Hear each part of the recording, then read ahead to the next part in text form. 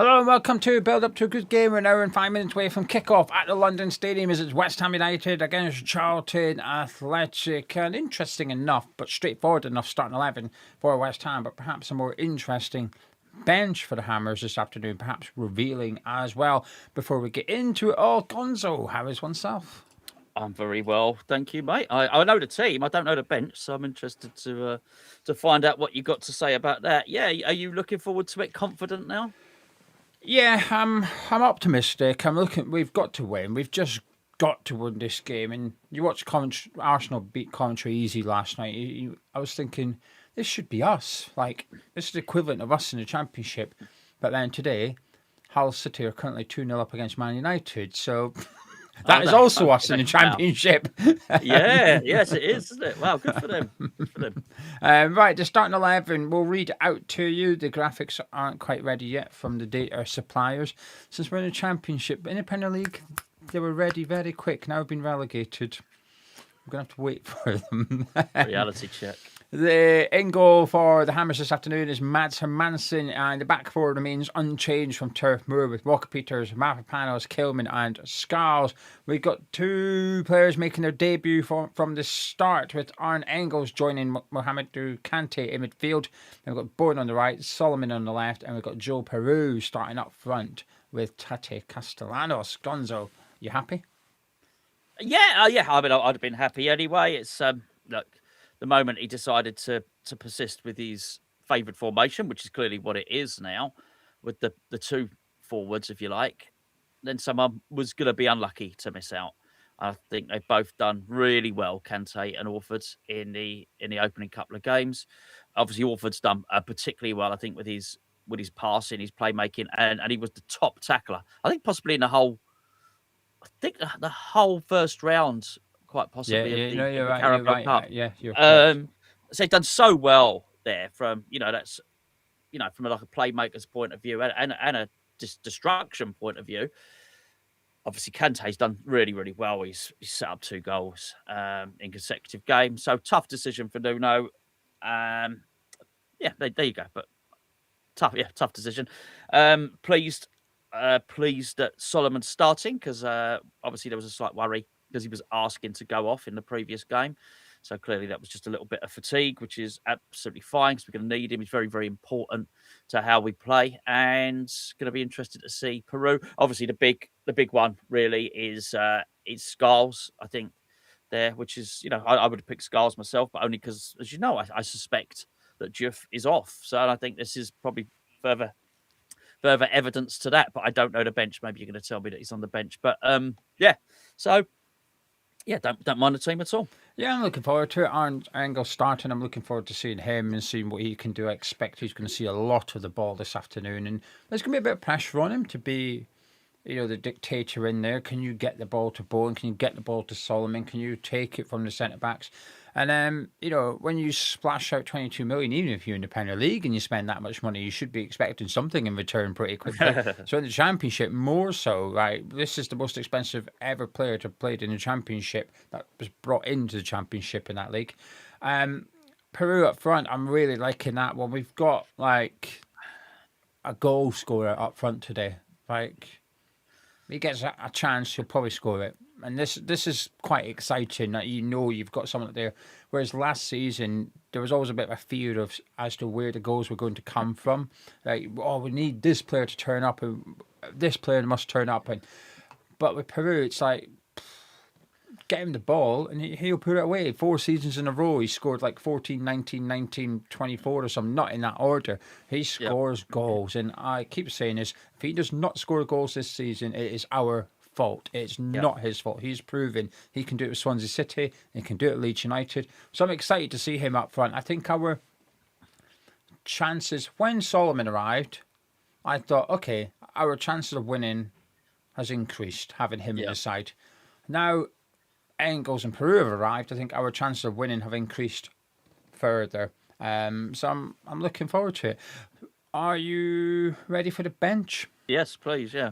The bench for West Ham in numerical order is Alphonse Areola, We've also got Ward-Prowse on there alongside Mukasa. So Divine Mukasa is in the substitutes for West Ham.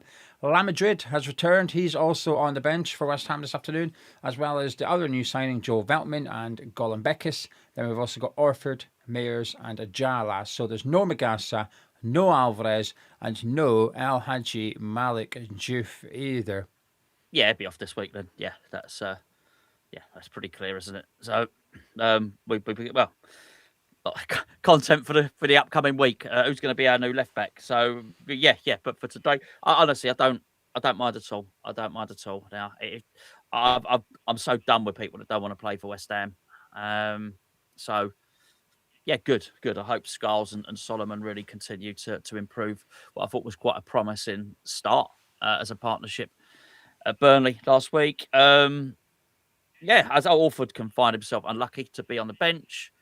I suspect he'll get on. I suspect it'll be him rather than Ward-Prowse that gets onto the pitch. And obviously Mukasa as well on there. But it's good. We've got a little bit more.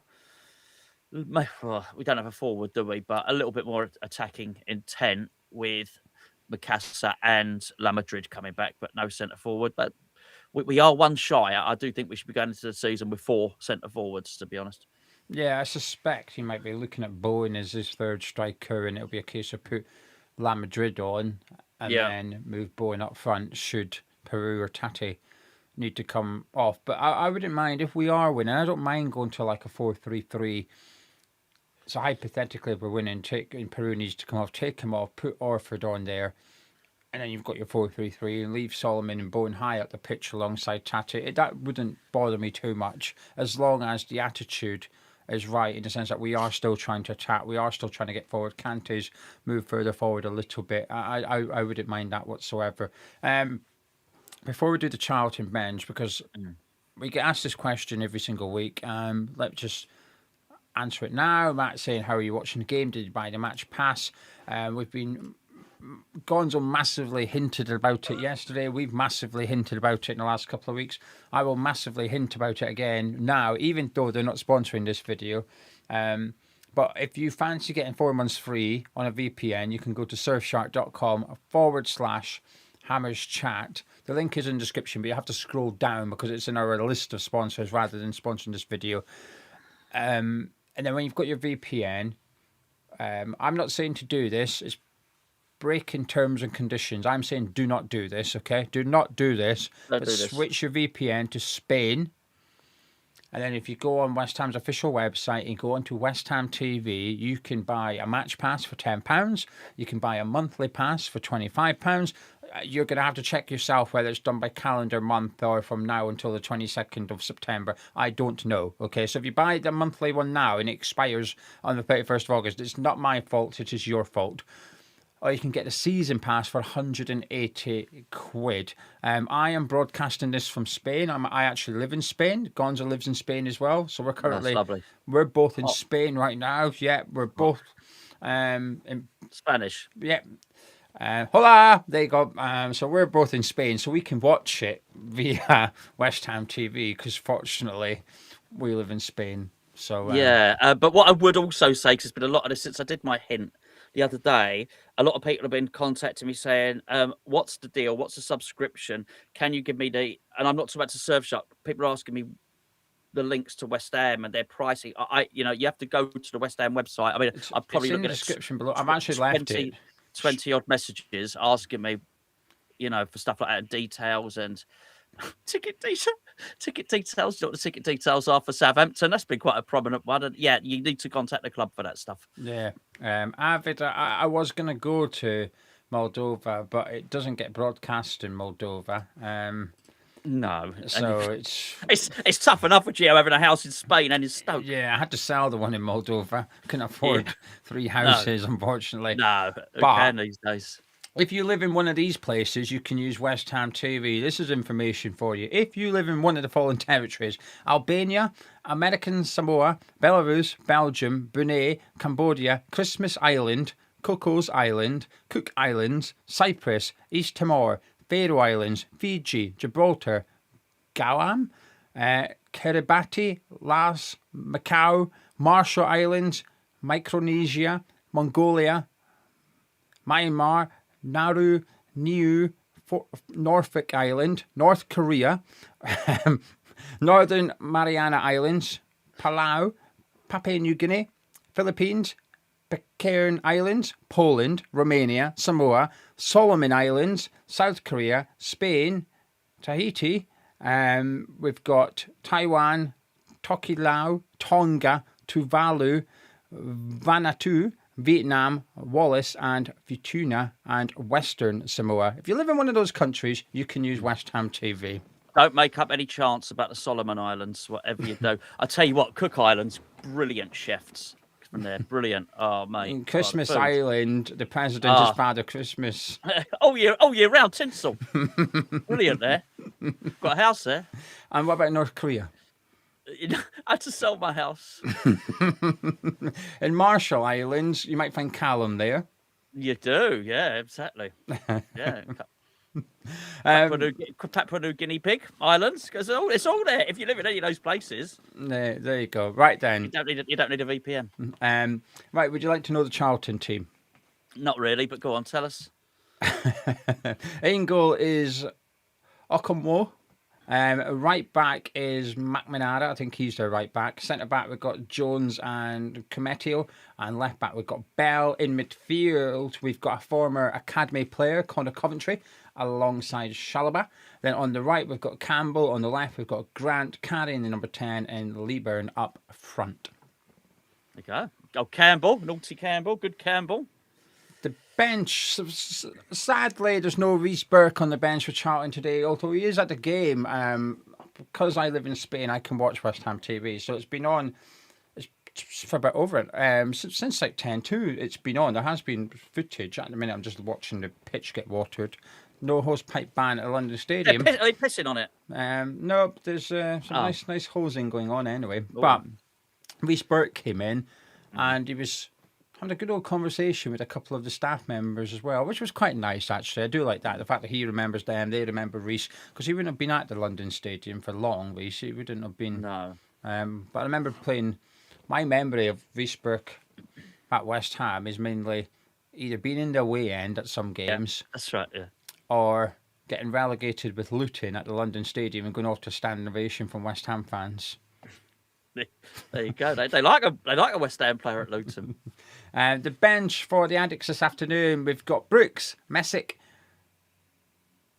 Sekenge, Rankin, Costello. We've got Mwamba, Nibs, Ali, Apter and Mbik. That's the bench for Charlton Athletic this afternoon. Probably not how you pronounce most of them, but all the countries, funnily enough. No, it was a struggle for me because I've never heard of some of those places. Done very, very, very well. Never heard of some of them. Right then, Callum Marshall has just scored to make it.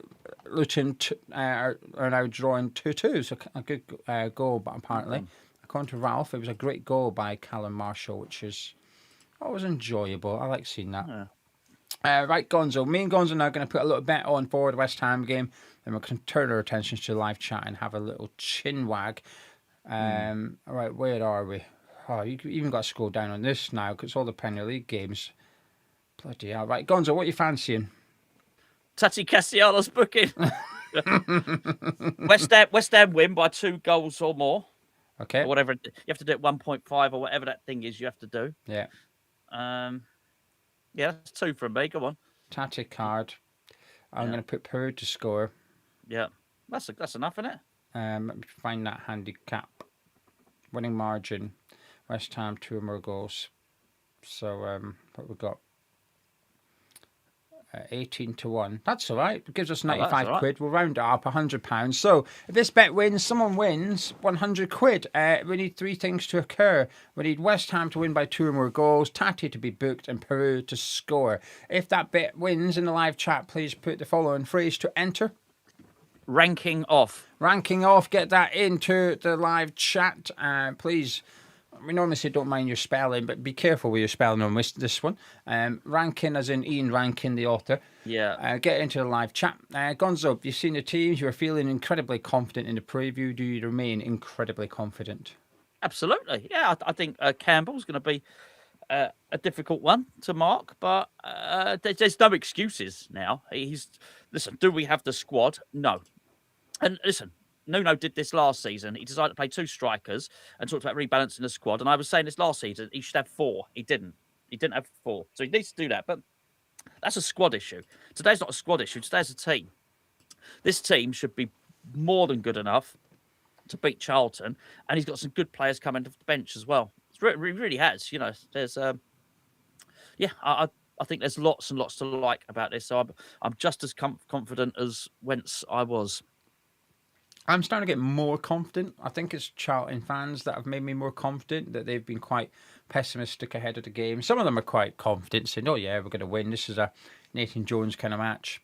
But there are some that are saying, yeah, if we can get out of there with a damage limitation, defeat kind of thing, we'll move on to next week. This ain't, it's a bit, they all see this as a free hit, and I think we're going to see that quite a lot this season. Teams coming to London Stadium think this is a free, and it's equivalent of us going away to Man City in the Premier League. You think we get anything brilliant, but we're not expecting anything. And I think that's the mentality a little bit coming here. And usually when we play the likes of Charlton, it's in the cup and there's 9,000 fans, but it's not. It's in the league, so there's only 2,000 or 3,000 fans in the way end today. They don't have that entire stand behind the goal, so that'll help us in the sense that the atmosphere will be less than what it usually is when we come up against sides like Portsmouth and QPR in the last few months.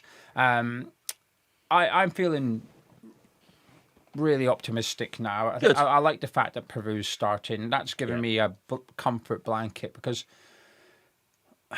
Nuno doesn't need to get this right for us to win.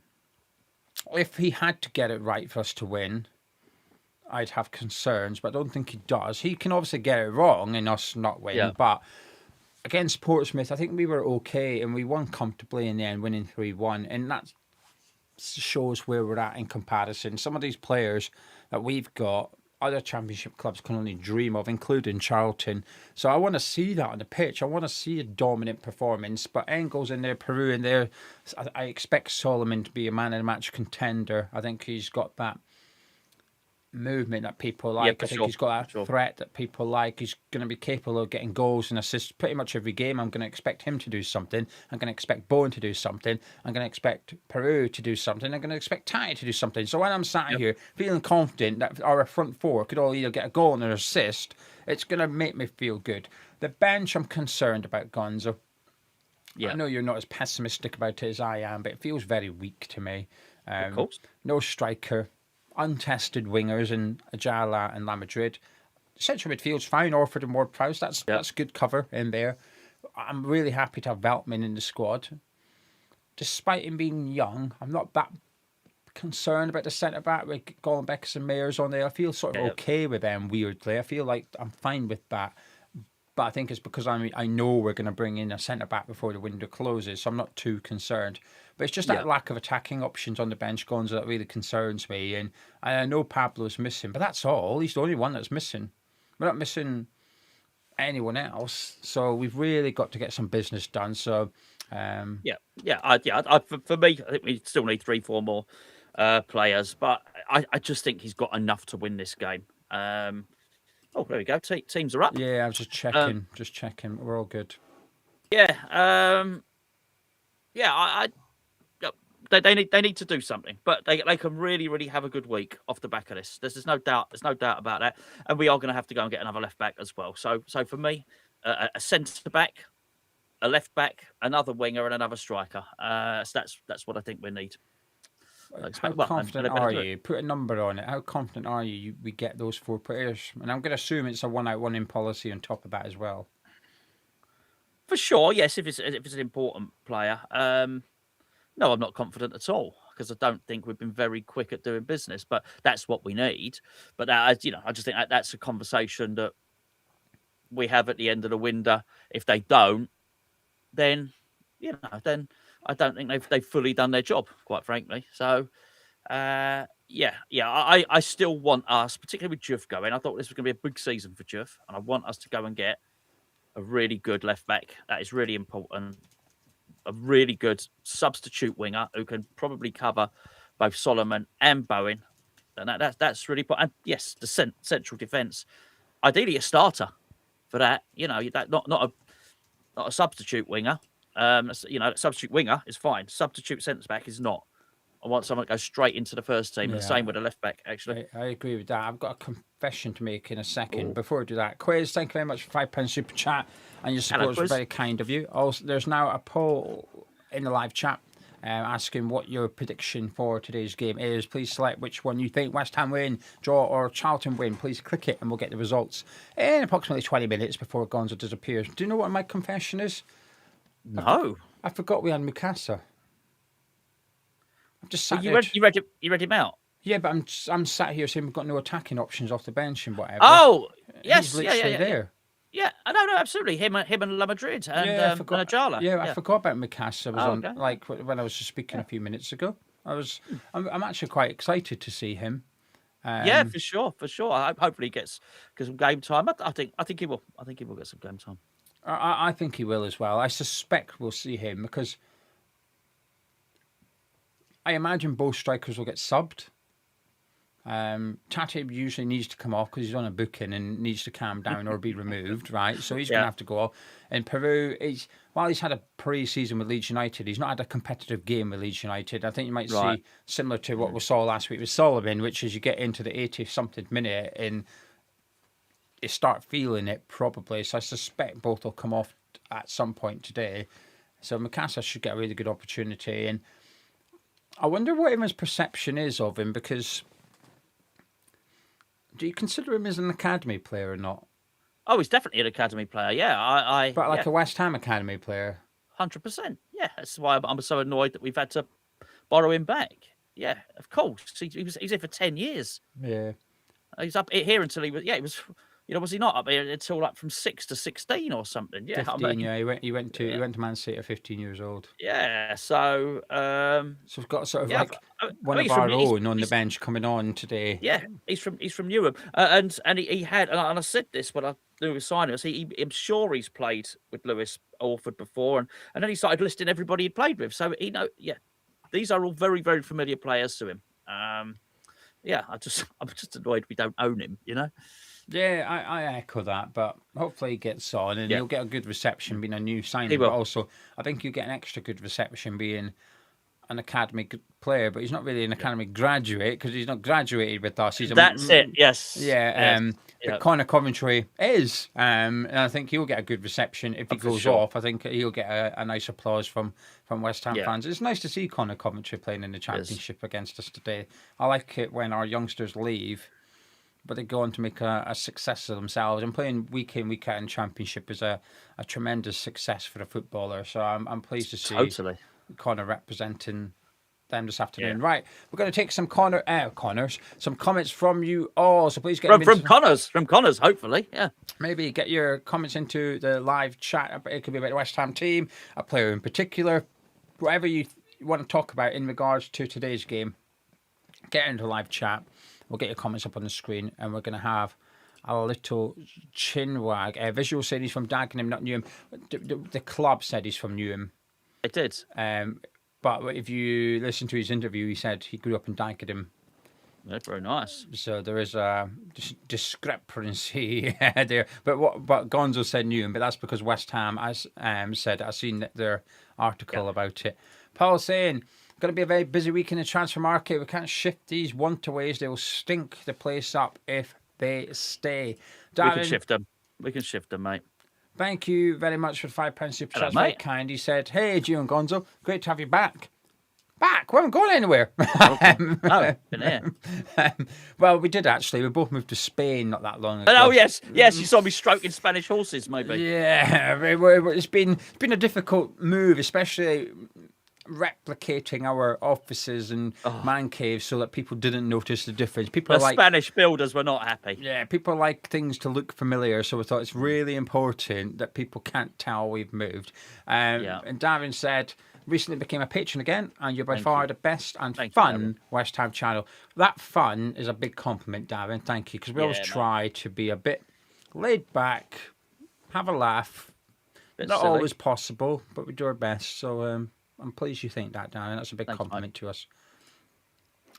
Brian says, Gonzo, can we call Gollenbeckers Oh, Who's Smig? Yes, my loves, What? my precious. Who's that?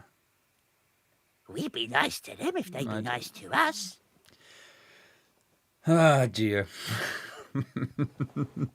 Oh dear. Gonzo's gonna be on to this one. Cheers, Brian. Look what you've started. Robert saying, what do you think of a replacement for Juve? Is there anyone in particular you want to go for? don't know yet. I'll have a little look. I don't know. I don't know enough about it. I should have thought about it right now. Harry Amass at Man United.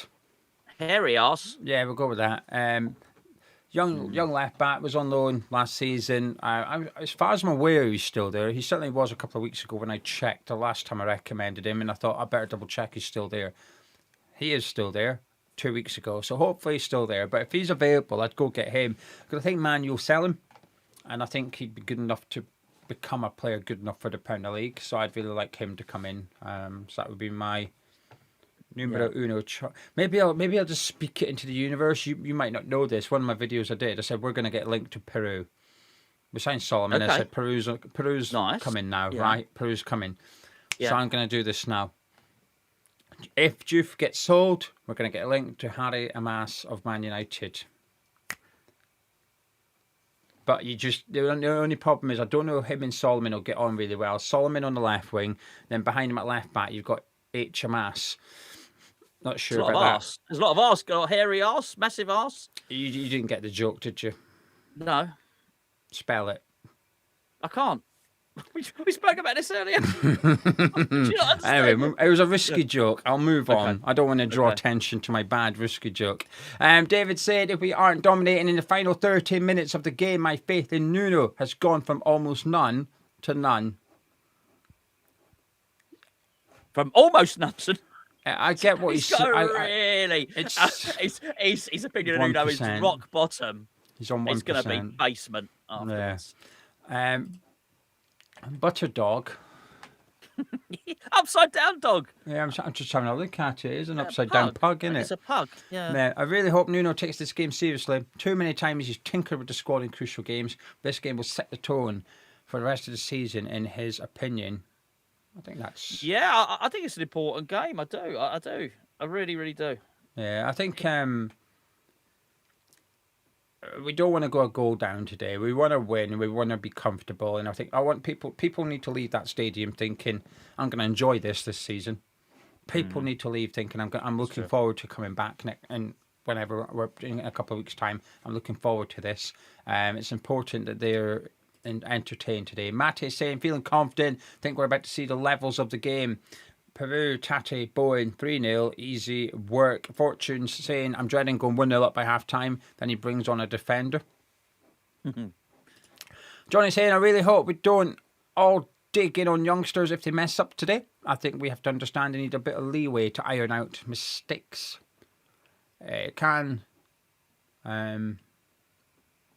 Oh, Skull. Split Sorry. opinion. Yeah. I seen a lot of, like, he played well, made a mistake, and I've seen a lot of he's not good enough, get rid of him. So I did see the split last week, Johnny. I know sometimes people say that, and I think I don't know what you're referring to, but I do know what you're referring to. Yeah, no, you're right. There was a lot of people saying he should never play for West Ham again. Yeah. Kurt saying, can't see Kante playing in the defensive midfield role. Feel there's a position that needs filling. I don't think we have one. We had Souček and Fernandes last season. I don't think he wants... Well, Mukasa could play there, but we're selling him, so, it's... Potts. Oh, never mind. Danny's saying West Ham have to win convincingly today. If not, we won't be top 2. We need to make more signings ASAP. Danny looks like the critical drinker. He does. It does, right. Nick saying, he said I wouldn't get the Lord of the Rings reference. No. No. Everyone knew. Anyway, a few people got my joke. Avid slap in his face. Leon's laughing. Country Cockney's laughing. 3 people got it. I'll take that. That's enough. That's a success. Oh no, Richard got it as well. There we go. 4 people said it. I'm taking that. That's a. Oh no, there's a few more. Oh, I'm feeling like a comedian here. Right, you should hire a hall and do a gig.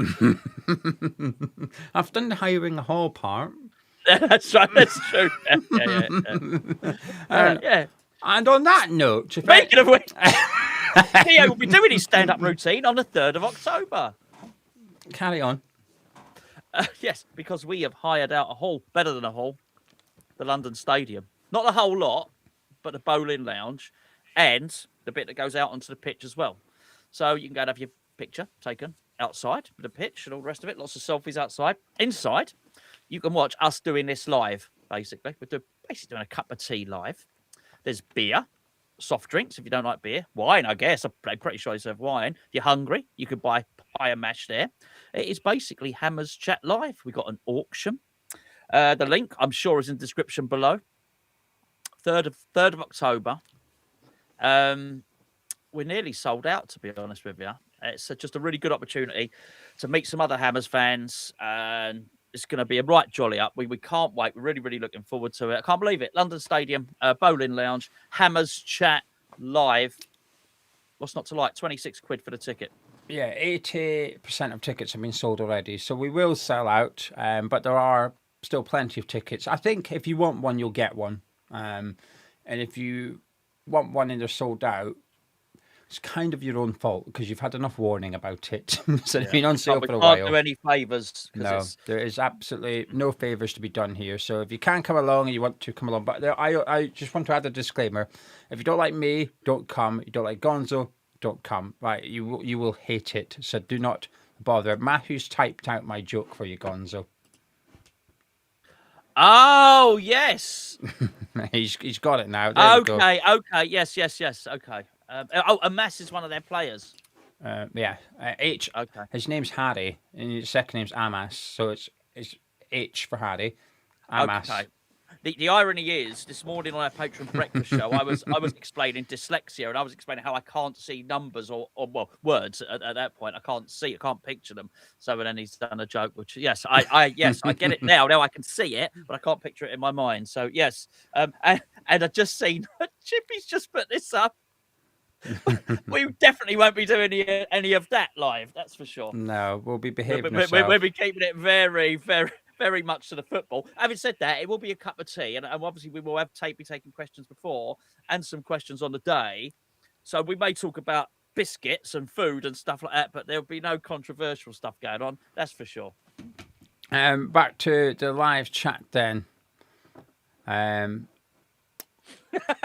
Chris is coming over from Canada. He's looking for pie mash in Stratford. Oh, mate. I don't know any. Do you know a pie mash shop in? No. I think Chris might have messaged on a video or something like that. There's one in Canary Wharf. If you're getting on the train, you might want to get off at Canary Wharf, but double check that first. People in the chat will be all over it now and telling you where to go, though. It's blinding that you're coming over from Canada. That's brilliant. Is it you that's coming to the event, Chris? That we have a Canadian coming to the event. I don't know who it is. I was definitely speaking to somebody the other day on the video chat. So if it's Chris, if it's but you that's people coming, have got different names when they pop up here and then like on social media, people don't always use the same names. It's hard to know who's who. Yeah, so Chris, if it's you that's coming to the event because you're in London on the day from Canada, then we'll have pie mash in the lounge, so you'll be able to get pie mash at the event. But if it's not you, apologies. Why are you not coming to the event? But there will be people.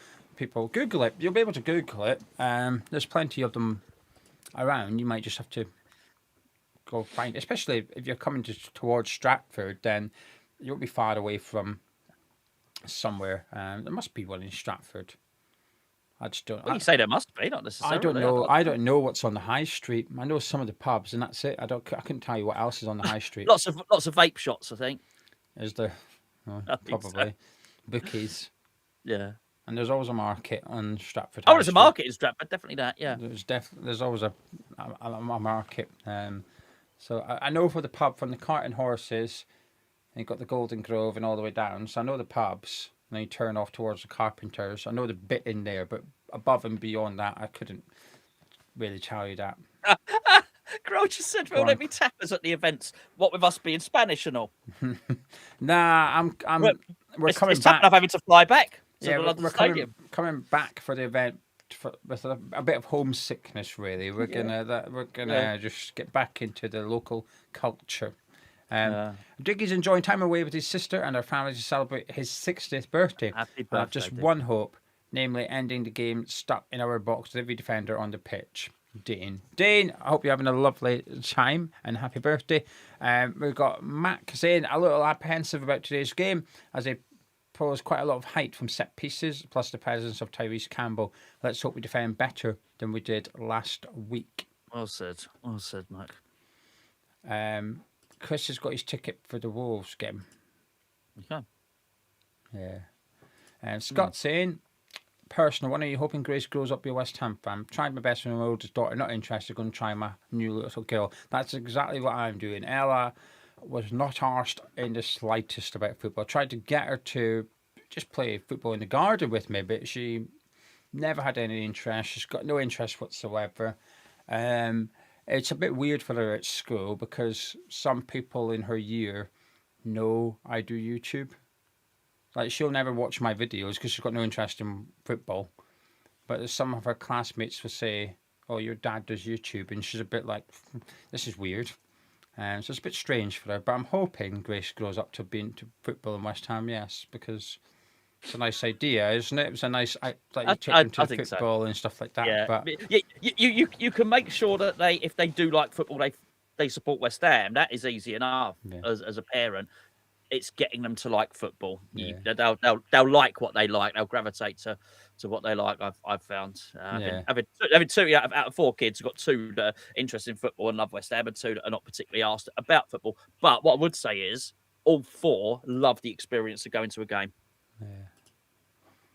Right, I'm just ending the poll before Gonzo disappears. Gonzo, percentages. Don't worry, I'm not going to ask you to do any calculations. West Ham win. 74%. Higher. Is it? Not 79%. Higher. Higher. Nothing for a pair. 83%. 89%. Oh! 89% of subscribers think West Ham are going to win today. 7% of subscribers reckon it's going to end in a draw. And just 4% think Charlton are going to win. So there is a massive air of confidence. There was a stink of confidence. Absolutely Stench. honks. So that's 1-0 Charlton sorted. I don't like it when we are heavy favourites. It makes me really nervous. But let's not be superstitious. If West Ham lose today, it's not our fault. No, I'm not. We're allowed to predict that West Ham win. If West Ham lose today, it's the players and the manager's fault, not us. So let's just get that clear now. No one in this chat is guilty of making West Ham lose. You could vote what you want, be as optimistic as you want. Yeah. Percy saying he's at the ground and a lot of people are reckoning a 4-0 West Ham, but he thinks it's going to be a bit closer. Are you listening, Percy, or are you just typing? You're watching the chat. You can't be listening to this, can you? Lots of people have like headphones and AirPods and stuff. Pods. Yes. Yeah, a lot of people have got little headphones now, and it's not as... I've got a set now. Have you? Yeah, Lisa got me a set. Yeah, it's a miracle. What, your little Bluetooth earbuds? Yeah. I call them arse pods, but yes. Amazing. No cables. It's just amazing. And you take them out of the box, they charge in the box, you put them in your ears, go boop, boop, and it automatically connects. Very frustrating when they're dead, though. Oh, is it? I don't use them. But I don't have those AirPods. I've just got these ones. And that's what I put on. So I've got like the over the head ones, but they are Bluetooth and wireless. So I've got, but there's nothing more annoying when I'm listening to something and it'll just die. And I'm like, and I've got to plug it in. But I can't sit here with it on, with it plugged in. But I feel a bit stupid. But it also defeats the purpose. Do you wear them in bed? Or just I know you watch telly in bed, but do you ever put them on in bed and try and fall asleep? No. Uh-huh. You shouldn't do that. That must hurt your ear if you do that. Well, I don't do it. The one time I did do it, what I didn't realise is when you touch them, they do different things. So I think you can mute volume up and stuff. Yeah. Whoa, I didn't see if you touch them too much, and then like you roll over and you sleep on your side, then that's doing stuff as well. And then one time I did do it, I woke up and I only had one arse pod. I found the other one eventually. It wasn't there, by the way. But yeah, Michael saying we've got to introduce you to colour TV next. that's right. That's right. Um, It's a miracle. It's a miracle. It really is amazing. Beneath the headphone said he's a big headphones fan. Yeah, we can see. We can see. Maddie's yeah, saying they're at the London Stadium with us in their Amazing. ears. That's amazing. Yeah, it's amazing. How do people? I don't know how people get signal there. I've never. Anyway, See that?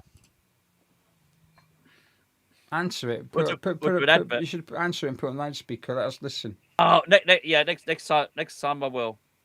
We should, Hello. we should have listened to you. Talk some mate. Anyway, right, Gonzo. Any final words and your final score prediction, or are you sticking with 4-1 before you I'm sticking depart? with 4-1. I'm not changing. Beautiful. Right, Gonzo will be back at full time on the Forum channel. Gonzo, thank you very much. Enjoy the game. I'd enjoy the game and the scotch along. Right then, it's time for just me and you. We're away to get a little bit cozier now. It's just us two. Thank you very much for joining me. Let me just adjust my setup so I can get the screen in position. Saying that, we're 25 minutes away from kickoff, aren't we? We've got plenty of time to have a chin wag. Thank you very much for joining me. If you're new to Hammer's Chat, please do subscribe. And regardless of if you're new, drop a like on the bloody video, will you? Every single one of you. Let's be having you. Drop a like on the video. It's free. Helps us out. Just like Ralph has done here. And he's helped you all out. There's no adverts during the live stream, thanks to the support last week. And there may be no adverts on the next stream, which is Southampton on Tuesday night. Thanks to people like Ralph who put £10 super chat in saying, have a beer on me. His local in Spain, the Irish bar, sells pints for €1. What the hell? €1? How is that even possible? Kevin saying, happy Man United lost to Hull. Yeah, it's always nice to see Man United lose, isn't it? Like, we might not be in the same division anymore, but I am pleased to see that they are still struggling. Didn't watch the game. I was watching Millwall Norwich for the lunchtime kickoff. This is the consequences of being relegated. I feel like I need to watch more Championship football. I've always watched Championship football. Historically, I would tend to watch the Premier League if it's on. But if it's not on and Championship is, I'd watch the Championship. That 12 o'clock kickoff on a Sunday was always a Championship game. So I've always watched Championship football. But now if there's a clash between the leagues, I'm prioritising the Championship this season. So it's going to be interesting. Millwall were absolutely battering Norwich. I don't know what the score was, but it was 2-0 when we went live. But they were all over Norwich City. So I'm glad we're not playing Millwall. I mean, we're playing them soon, but not in the next couple of weeks, which is good because I'd be really concerned if we were playing Millwall next week. I think we'd get beat, if I'm honest with you. Right then. Let's start clicking on some comments. Please keep the comments coming in. We've got 20 minutes until kickoff. Jamie saying, I'm adamant Diouf is off. He's not starting, but please see Scar's getting a chance to make up for the mistake. I agree with both of those opinions. Liam saying, looking forward to seeing plenty of Disco Sperm. He only really came out for the under 21 watch-alongs. Maybe we'll do it for like special events or something. I feel like this isn't one of them. I also don't know where he is. Grace has bothered him on a few. She's discovered Disco Sperm and she quite likes him, which is understandable given it is a child's toy. MGG saying Diouf, Mukasa and Alvarez all gone by the looks of it. Really disappointing. I agree with that. Deal still need to be done, but it does certainly look like they are off. This is a really weird. Just watching our warm up, it's very. You don't normally get to watch this stuff, like because. If you're at the game, you obviously see it. But if you're not at the game, you don't normally get to watch this type of footage. But at the minute, footage on the stream is just West Ham warming up. And they're in their shape at the minute. Scar's just set up Tatty to score a goal. I don't know if I can show you without getting banned on YouTube. I don't think I would. But I'll show you briefly. Look, it's all right. I quite like it. It's different. Rather that and listen to some Muppet speaking away, especially if he's Scottish. Caleb saying, how do you think Tati and Piroe are going to work off each other? One of them are going to have to adjust their game, I think. I'm And I don't think either of them can replace Pablo's work rate. So I am intrigued as well, Caleb. We're going to discover a lot today. Brian, how many more signings do you think we will make? 2 or 3. I think we need 4. And I don't think we'll get what we want. So therefore, I'm going to say 2. I'll say 2 more. A centre-back and a winger. I think that's what we'll bring in. Centre-back and a winger. Ken, thank you very much for the €5. Very kind of you. I appreciate your support. Now, Brad saying Millwall have gone top of the bloody league. They have. I can change that thing. Do you know all the done deals coming up? I can change it to the league table. But you would see Millwall top. Where is that? There we go. Yeah, look, that's from top of the league. So let's hide that and pretend it doesn't exist. Let's get rid of that. We don't need a reminder. Maybe when we go top. When, not if, when. I'll put it to... Oh, I just got reminded about a done deal there, actually. Let me just get me up on the screen. Ben Johnson joining Stoke City on loan for the season. He's going to be my neighbour. Not... Well, I don't think he is. I wonder where he does live. Maybe he could be my neighbour. Me and Ben, we could be... mates. But Ben Johnson's come to Stoke. To be fair, the Stoke fans are pretty happy with that bit of business. They do need him. I think it's a good move for him. I think he should get plenty of game time at Stoke City. There's always ex-West Ham players at Stoke. Creswell's still there. Sorber Thomas, our academy boy, still there for now anyway. Now Ben Johnson. Mubama was there last season. Kenneth, I have moved to Spain, but I've retained my property in Stoke. I've got 2 properties. I've gone up in the world thanks to people like Ken and Ralph in the live chat. Lassie, Pablo is injured. Yeah, he's out the squad, but he's injured. Picked up a calf injury last week. Samuel saying, I hope Ajala gets his chance. I do as well, actually. He's got something a little bit different. I'm unsure if he's ready for the championship, but if we do go a couple of goals, that was, I don't know about that, actually. We did it last weekend with 7 minutes to go. We left with a point, so I think ignore what as we say, we're a couple of goals up. It'd be nice to see him come on, but I don't know. I think I've got PTSD. West Ham, I'll read the bench out in just a couple of minutes for anyone that has not been around since the start of the show. So Brian Creswell's still here, but Mubama is now at Southampton. Mubama's at Southampton on loan for the season, who are playing Stoke today, actually. The Saints are up against Stoke. The bench for West Ham this afternoon, we've got Alphonse Sanviola on the bench, as well as James Ward-Prowse. We've also got Mukasa on the bench with La Madrid. And then we've got Veltman and Golan Beckes alongside Orford, Mayers and Ajala. So a very young bench for West Ham.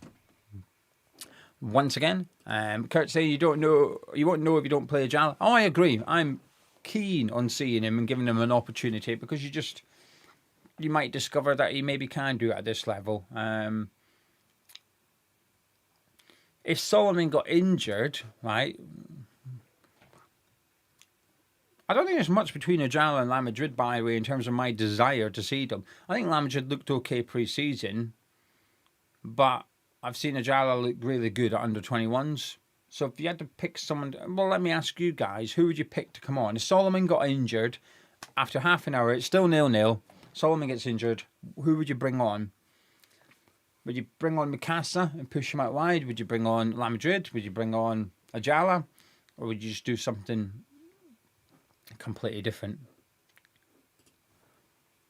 Graham saying, I'm doing a good job with the sunscreen. You've managed to keep sunburn free while you're in Spain. I don't leave. I stay in my office. I don't go outside. I don't go in the sun.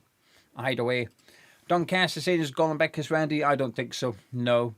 But I think he could, I think he could become good enough for this level. I think he just needs a real solid season at under 21s. Be like the 4th choice centre back for the season. I'm okay with him being 4th or 5th choice centre back. I've got hopes for him. Todd would take on Ajala. Sketchwood says Ajala. Kurt says Ajala. Ian Davies says Cornet. I keep forgetting about him, Ian. Do you know when I saw the bench and I thought, oh, no Mukasa, no Alvarez, no Juve. Completely forgot. Cornet exists. Good news, though. I've also forgot that about. I didn't think, oh, no Todibo. I'm forgetting about him. But I still would like him to leave. Rox says Mukasa. Josh would bring on Ajala. Marit saying Ajala looks good in the academy. Quiz saying Ajala would be his replacement for Solomon, as does Ralph and Ekim. So a lot of people would pick Ajala, which is nice to see. James rates him far more than La Madrid, who would like to see him come on for the second half. Andrew has got his ticket for the live event. Oh, that's good, Andrew. I've seen your comment during the week. I did tell you to email me because I was going to keep one for you, but I'm really pleased that you've managed to obtain one. Thank you for your support. I appreciate it a lot, and hopefully you enjoy the night. I think you will.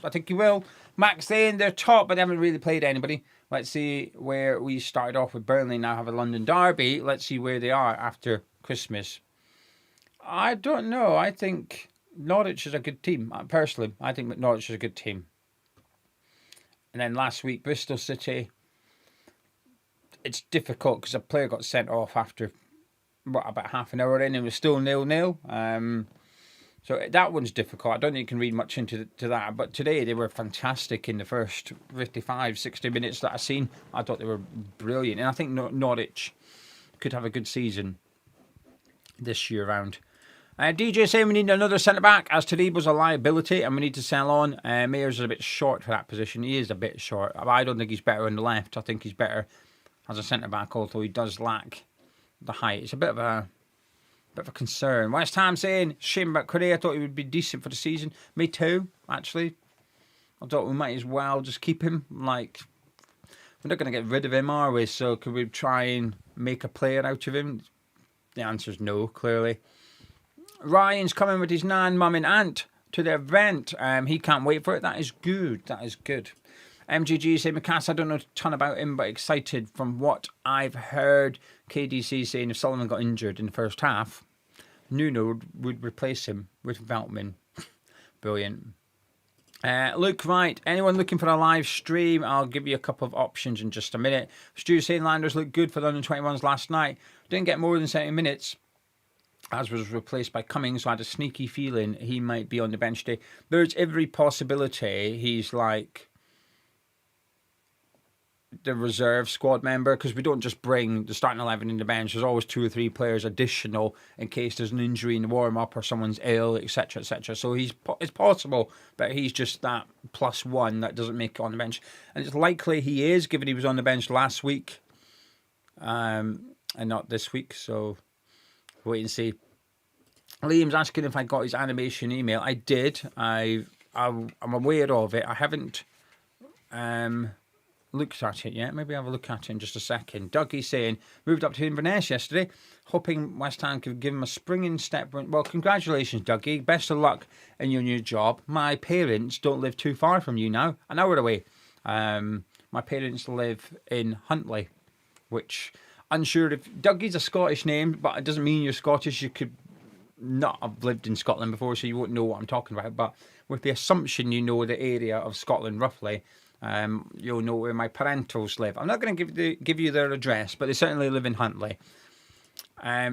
Shanna saying, please say hi to my mum and dad. Hopefully I'm not way to be tricked. I always get worried I'm way to get tricked by reading out a name here. But Viv and Brian, I don't feel like I've been tricked. Hammers fan since 1959. Well, Shanna, thank you very much for the £5 super chat. It's very kind of you. Thank you for your support. And Viv and Brian, hello. I'm assuming you're watching this. Thank you very much. And you've raised your daughter politely. And she's very generous. And I appreciate her generosity. Buna saying, happy to see Scarl starting at left back. Tyler can smell. That's Javid Bowen brace. Right, let me have a little look and see what Liam's animation was. Hopefully it's good. Let me see if I can click on it. Yes, I can. Let me have a little watch. Has it got a noise? It probably does, doesn't it? Let me have a little watch. 7 seconds, that's all right.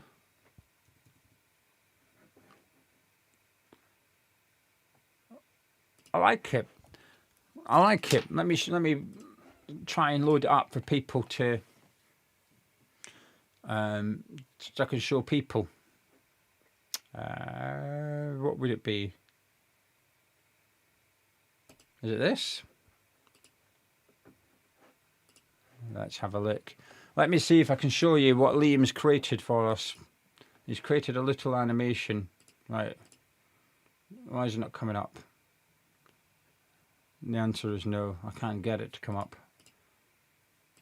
Oh, I'll sort it out. But Liam, thank you very much. Very kind of you. What are we on? 10 minutes till kick-off. Not long to go. Right, if you want to watch the game, let me tell you a couple of things. First of all, Avid is saying there's no links in Discord just yet. However, well, sometimes naughty people do. Right, so let me tell you a couple of things. First of all, do not go on our Discord link. The link's in the description below to the Hammers Chat Discord. Be careful if you go in there because some naughty people often post links to illegal streams. Do not click on them because they are illegal streams. You're not allowed to watch them. So if you do go on Discord, just be a little bit careful.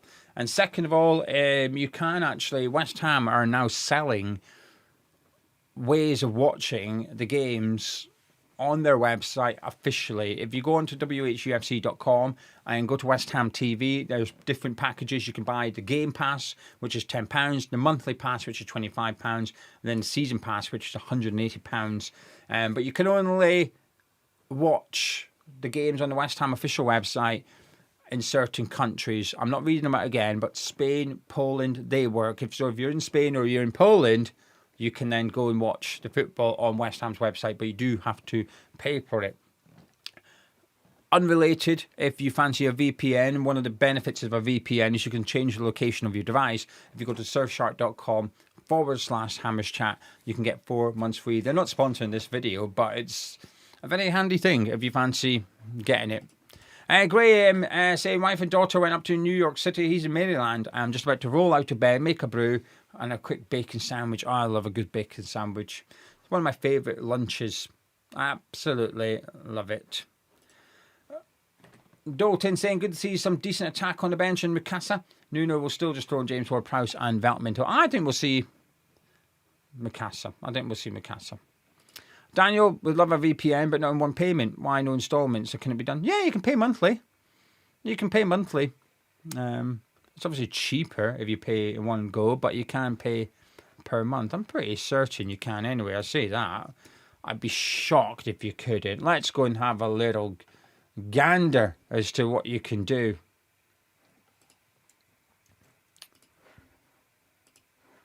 You gotta...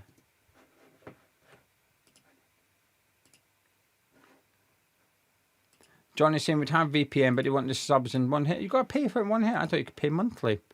Let's have a look. Get Surfshark.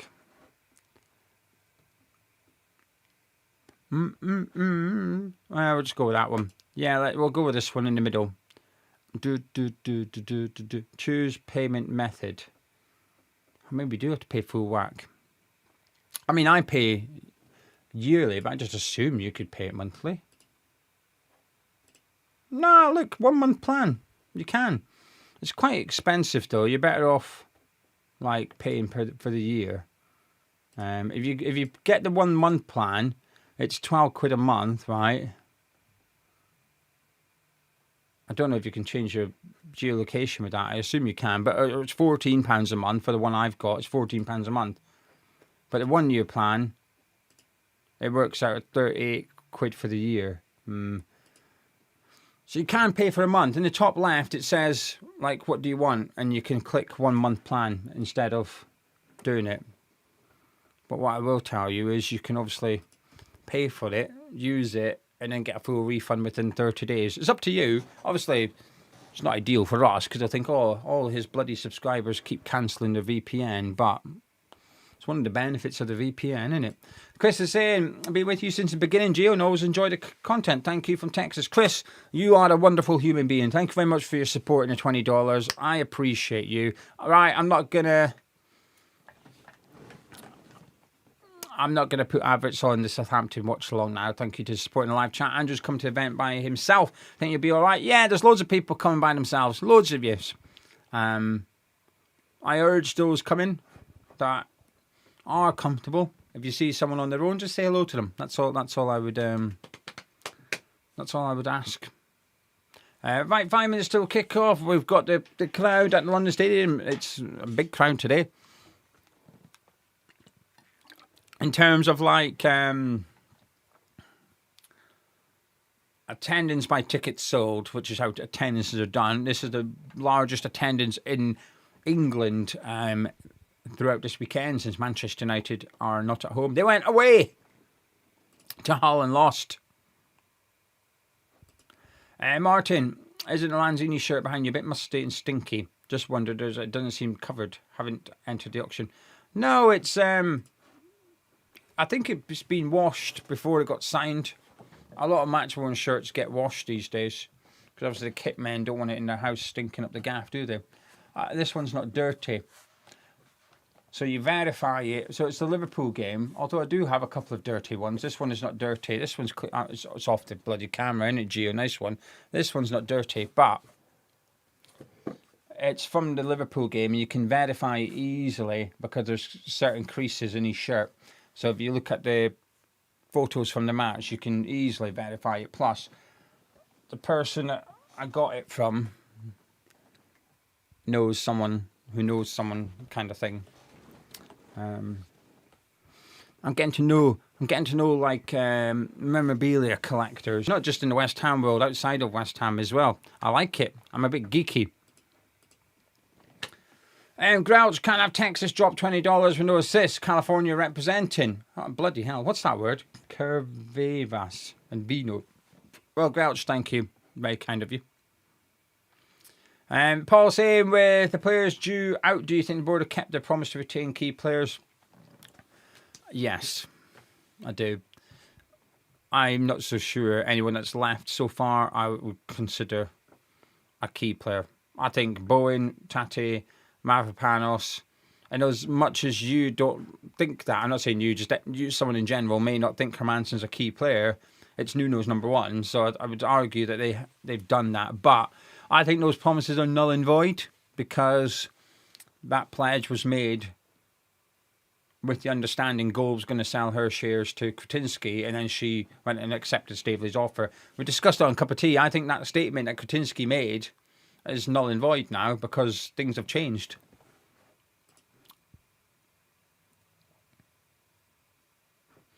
Charlie was trying to convince me to sell some a while back.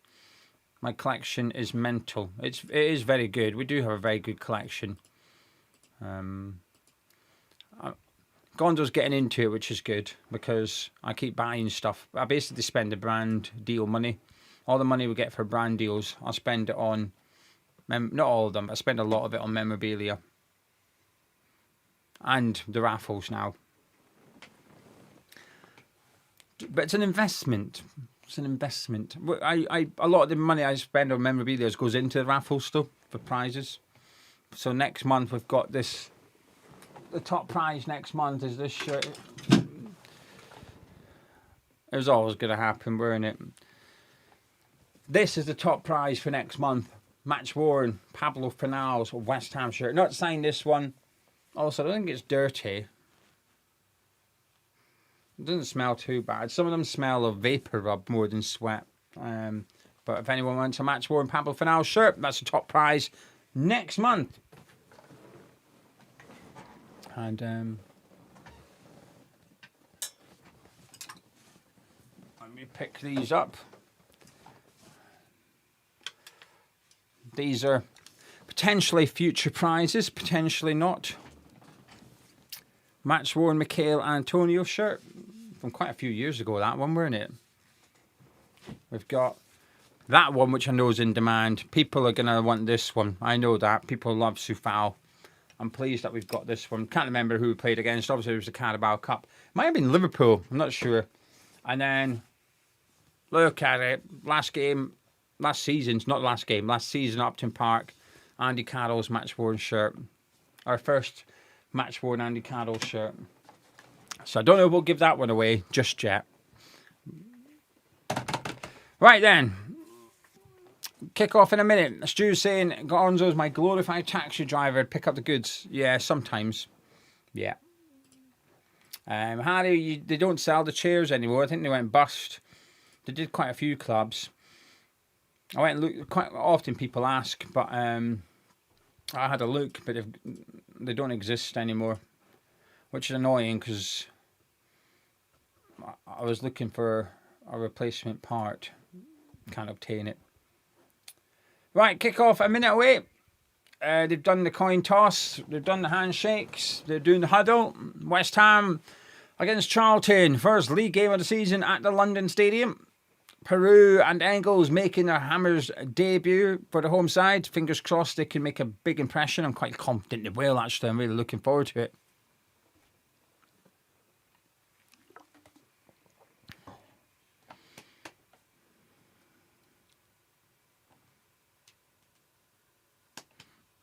All right, let me move my phone out of the way.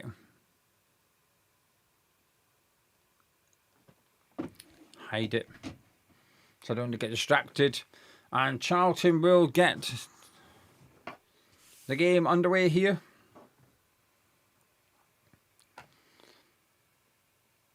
Leeburn takes the kick-off and we're off and underway at the London Stadium.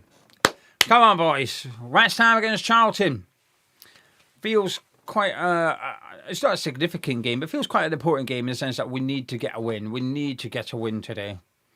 Like I said, if we don't, it doesn't mean we're not getting promoted, but we need a morale boost. We need one.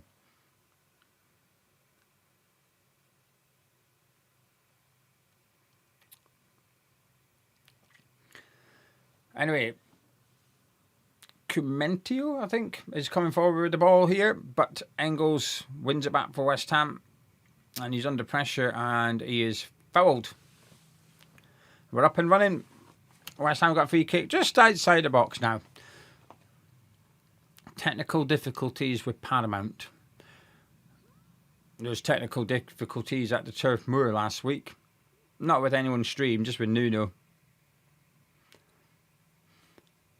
West Ham just playing around at the back currently. And Manson on the ball. And gives it to Mavpanos. Engels is looking, but there's no way to give it to him. So Mavpanos goes long towards Piroe. And it's headed down to Jared Bowen, who's under pressure from Shalabab. He's got a good run here. It's Bowen! Oh, it's blocked by Jones. And he pulled the trigger early, Jared Bowen. He just gave himself a little bit of space. Well blocked by the Charlton defender. But that's what we need, a quick threat. Be a bit direct and just try and give the crowd something very early to say, come on, stick with us. Give them a bit of energy.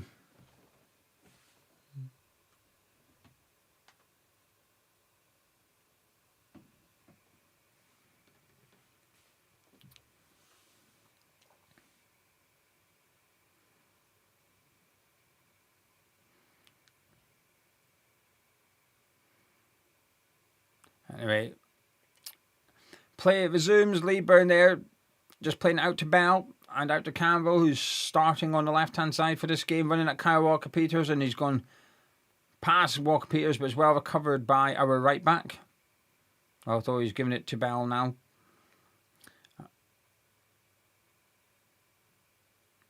Back out to Campbell on this left wing. Plenty of bodies in the box for Charlton. Cross is blocked, and it's a corner kick to Charlton. Over on their left, our right-hand side. I don't like corners. Hopefully we've got a plan here. And for the love of God, can we make sure there's someone on the edge of the box? If we concede another goal because the ball comes in and either gets headed or punched, and an opponent on the edge of the box is unmarked, brings it down and it results in a goal, I will not be happy. It's pissing me right off. Corner kick for Charlton. Jones, the big target in the box here.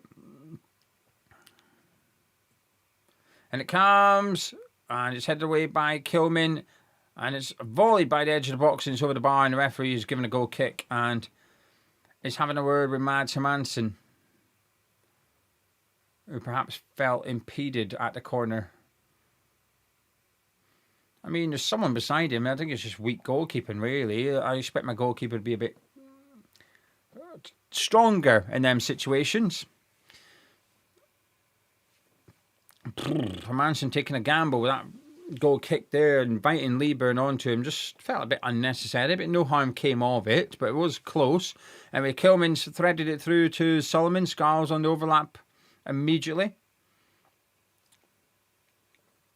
As we approach 4 minutes on the clock at the London Stadium.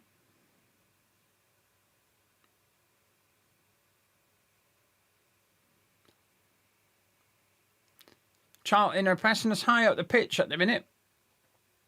Carey just helping Leeburn press West Ham's defence. But we've done well to give it to Kante, but it's a bad bit of control by Kante, although he recovered reasonably well and it's gone to Mavropanos. Now Bowen has the ball. Bell putting him under pressure. He finds Kante in the middle of the pitch. Good pass to Tate and a layoff to Piroe. Solomon Scarles in space on the left-hand side. It reaches Scarles, who fizzes it across the box, but it's good goalkeeping. Okonkwo in goal for Charlton. Released it quickly so Campbell can get rid of the Mavropanos, and there's a lot of support here, and it's a foul by Engels. And I don't think it's a bad foul to give away, given that Charlton were getting bodies forward quickly there. They were getting forward quicker than we were getting back. Anyway, Jones on the ball now, just inside the Charlton half. Out to McManada, and he's fouled by Solomon.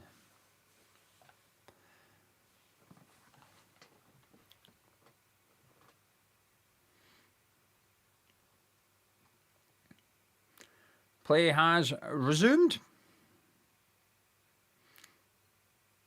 Former West Ham United Academy boy Conor Coventry on the ball and goes long down that right hand side looking for Leeburn and Grant. And Kilman under pressure puts out for a throw into Charlton. Right down in the corner flag. West Ham's left, Charlton's right. An opportunity for the long throw. Carey going over to take it. Jones is up for this one.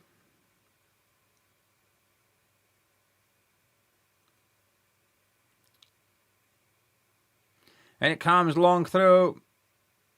It's bouncing and it's an overhead kick and it's in. Jones has scored. It's 1-0 Charlton. He scored an overhead kick. It looked like it was slow motion, but it's gone in.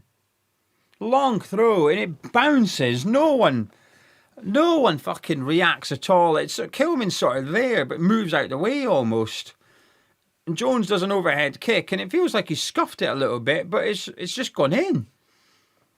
Fucking hell, 6.5 minutes in, and we're 1-0 down. Let's take a look at the replay. It's a long throw. Mavropanos and Kante, and it's Kante and Mavropanos. They're absolutely shocking. What the fuck are they doing? Mavropanos is heading nothing.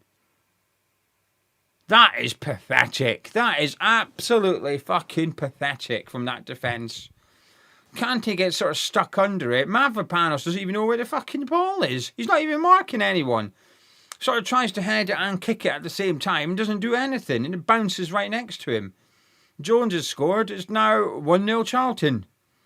Fucking hell. What an absolute fucking shambles of a goal to concede. It's just absolute stinking defending. Honking. Fucking hell.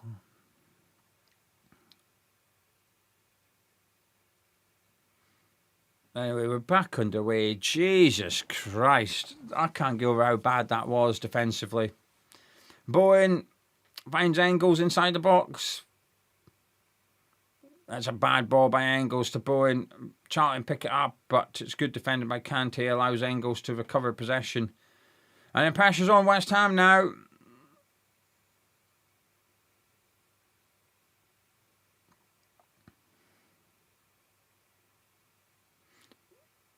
Kante looks for Walker Peters, takes a nick off a Charlton player, and it's a throw into West Ham. Down on our right hand side.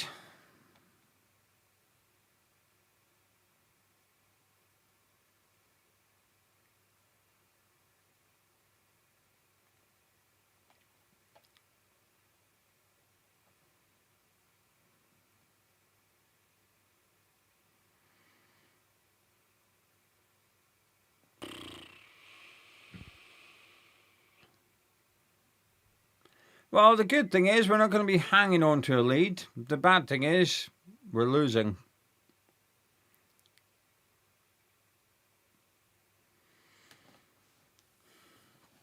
Walker Peters on the ball currently for West Ham. Now Engels has it just inside Charlton half. There's little in front of him. He's given it to Kante, out to Kilman, but the Charlton midfield are energetic. They're pressing us. They are closing us down really quickly currently. Solomon on the ball now. You're going to want to see him get on the ball more often. It's only 9 minutes in, but we haven't seen him much. You want to do something. Engels gives it out to all the Scars on the left-hand side. Down the line for Solomon. Lieburn chasing him. Cuts it back to Kante. Mavropanos and Kilman also up. Everyone's outside the Charlton box at the minute. Everyone's just in a real tight, congested area as Charlton are defending. But we are just knocking it in a C shape from left back to right back via the centre backs in central midfield. Couldn't tell you last time Tati touched the ball, to be honest with you.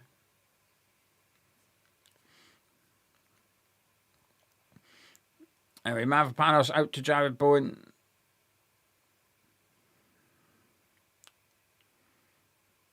Scar's in a bit of space right out on that left-hand side, so it's going to require someone to switch it 30 yards. Mavropanos, that's a lovely ball into the feet of Solomon, though. That's what we need more of. He gives it to Scars, but he's marked up now by Matt Manara. Kante on the ball for West Ham.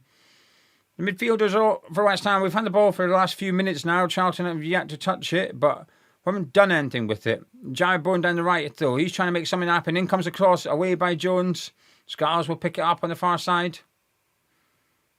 Gives it to Solomon. Continues his run for the overlap. Gets it back. In comes from Scars. Into the hands of Okonkwo.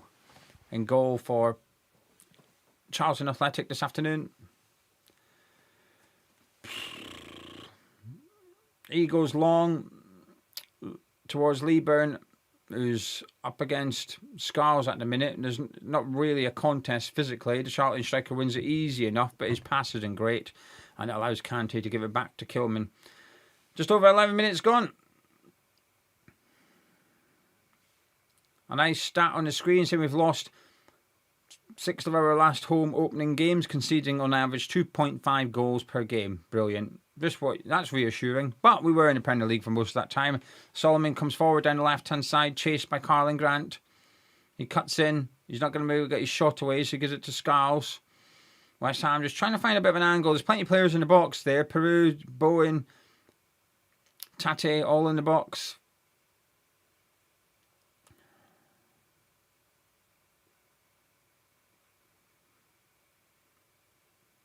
Mavropanos just hesitating a little bit, but there's no options for him, so he gives it to Kilman. But Solomon's on it now. He's running at the defence. Gives it to Piroe, tries to give it back to him, but it's been intercepted by Jones. And Charlton look to break with Carlin Grant down the right-hand side. Campbell's on the left. Leeburn's in the middle. It's a 3-on-4. West Ham's favour, luckily. But the cross is deflected and it's a corner kick to Charlton. West Ham had about 5 minutes of possession there, just passing it around, not doing anything with it. Pass. Charlton get it. Bang, run forward and they've got a corner kick. Well defended in the end by all the Scars. Corner kick to Charlton. On the opposite side of the pitch compared to the corner that led to the opener. And it didn't lead to the opener. That was a long throw, Gio. Carlin Grant shall take it. And it comes. It's a bad corner. All the Scars hooks it away.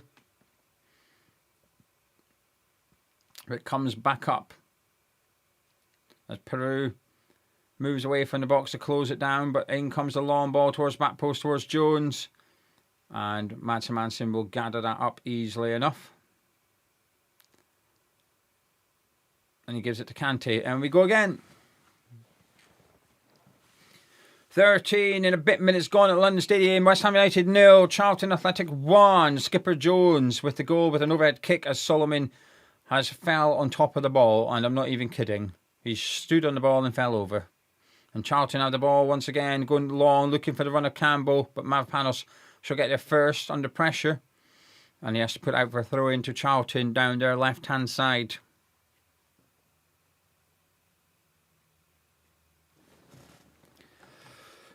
It's not very fun. 14 minutes in, we've had one shot, which was in the first minute, and it was blocked on the edge of their box. Not done anything since then.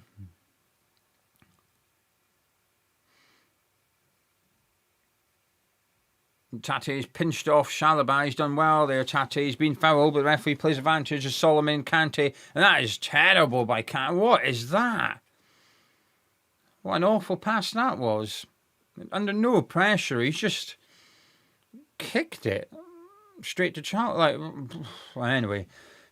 We go again. Engels is on the ball for West Ham. Out to Jai Bowen on the right-hand side. Down. Got a bit of space to run into. Campbell's back. Bowen cuts in, and his shot has nearly hit the corner flag. And for those only listening, I promise you I am not exaggerating. I'm not taking a piss. Jared Bowen has taken a shot on his left foot, and it's just literally landed about 5 yards away from the corner flag. Goal kick to Charlton.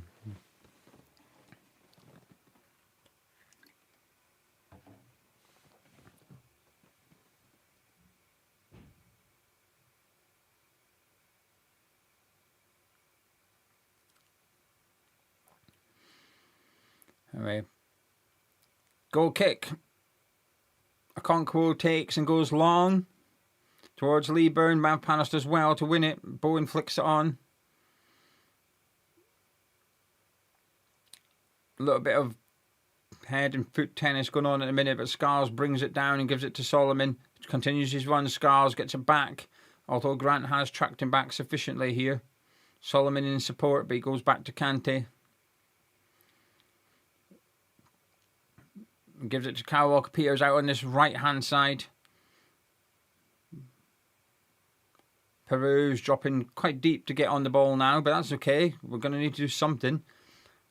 Solomon on the ball on this left-hand side. He cuts inside. He has a shot. Solomon! And it's headed over by Kumentio. That's better from West Ham. Better from Mano Solomon. Just cuts inside away from Matt Minara. Away from Chalobah. Has a shot. It looked like it was on target. Decent effort. Well defended, putting that over the bar.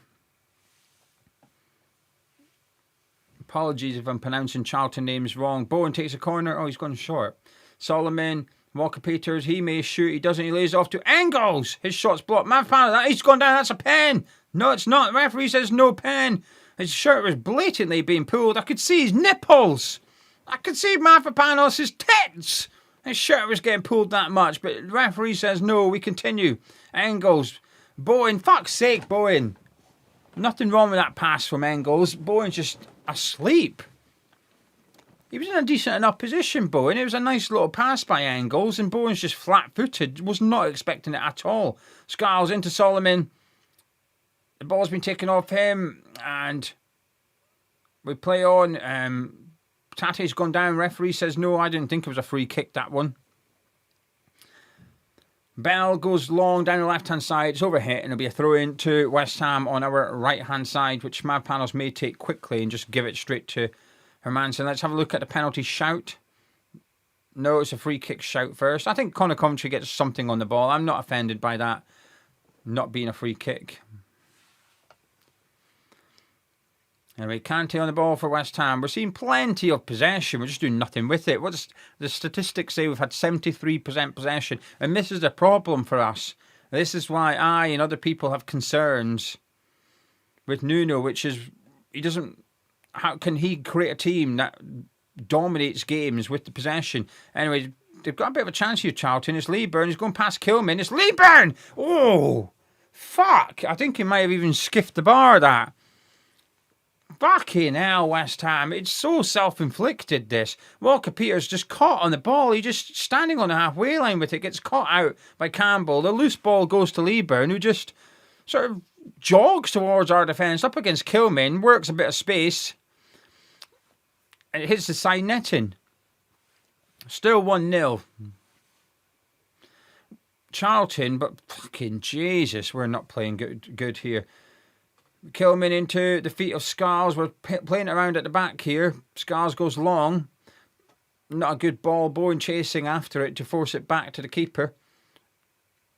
That's Piroe. My apologies. It's the fair here. It gave me. I just assumed it was Bowen. Anyway, Grant on the ball. He's running at Kilman. Lee Burns there. Once it doesn't. It's not the best pass, and Mavpanos is able to get it, and he gives it to Kante. And West Ham, we really need to sharpen up here.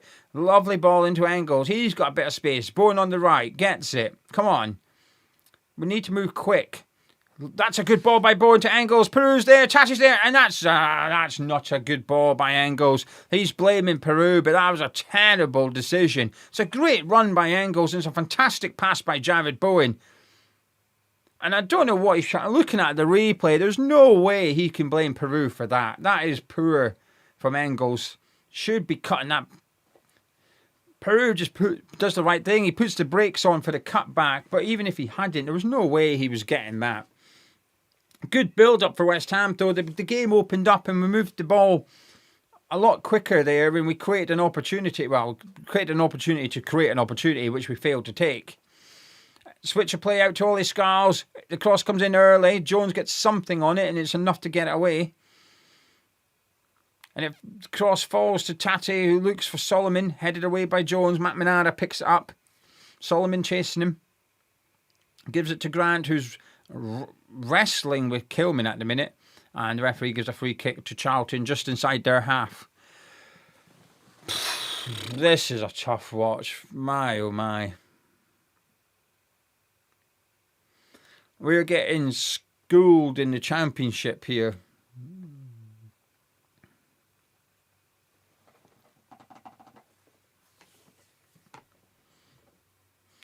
The keeper's yet to make a save.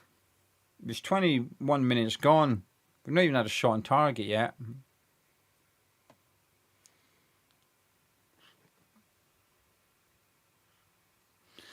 Anyway, Matt Minana come down the right for Charlton. Finds Carlin Grant. Carey wants it. Gets it. Bell on the overlap. Campbell out wide.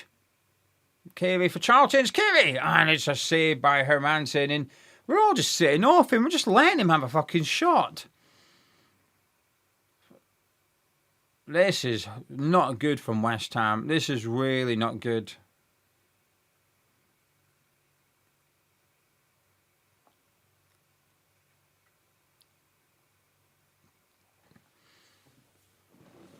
Some cunts watching this on an illegal stream for free thinking they've been ripped off watching it. Paid nothing and feel like they need a refund. Kante on the ball, gives it to Bowen. He's had a kick from Bell, and it's a free kick to West Ham in a not so dangerous position, but an opportunity to get the ball in the box, maybe. But against a very physical Charlton side, it's going to be difficult to do something from a set piece. We don't even put it in the box, we just go backwards. Kante gives it to Mavpanos, and we can continue.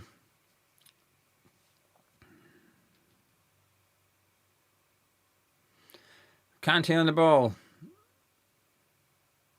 He's done well. He's not done well all of a sudden. He held on to it for too long. Little options though, but held on to it way too long. He's been tackled. He's rolling around on the deck, but it was a fine tackle. Way too much complacency from West Ham here. Far, far too much.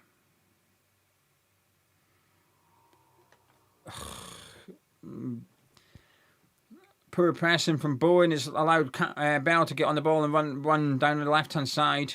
Bowen's got back, put the tackle in, and Engels has helped him, and it's a throw into West Ham.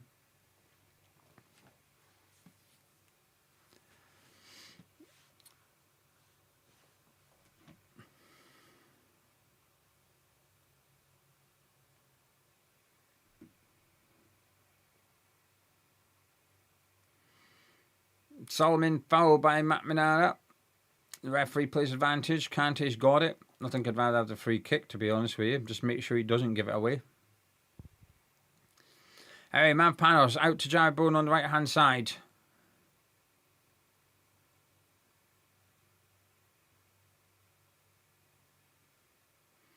Kilman all the way up to Scars, who's really high up the pitch today, Scars. He's in nice positions, and his cross wasn't great earlier on, but he's not doing much wrong out there. I'd like to try and get down that left more often. But at the minute, we're down the right with Jared Bowen up against Campbell. Cuts onto his left. He puts the cross in. It's not a bad one.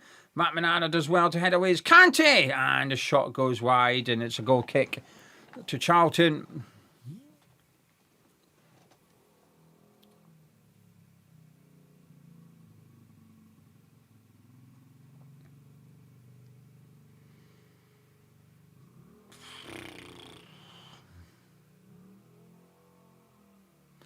All right, goal kick has been taken. They've gone short on this occasion. There's come down the left.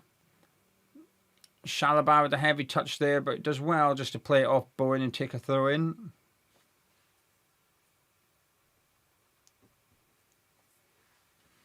Luis Pablo is not on the bench.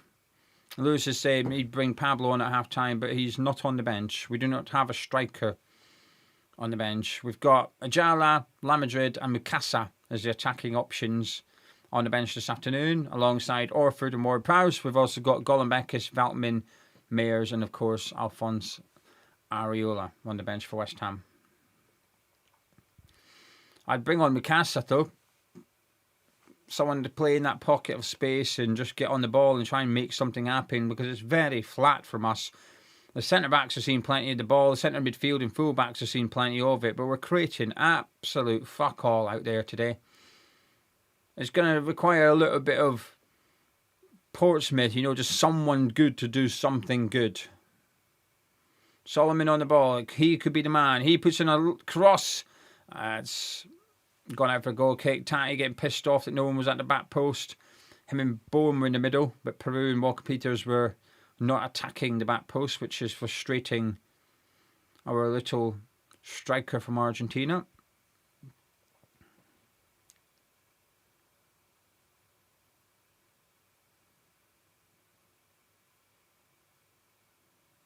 Conco on the ball, gives it to Cumentio and out to Bell.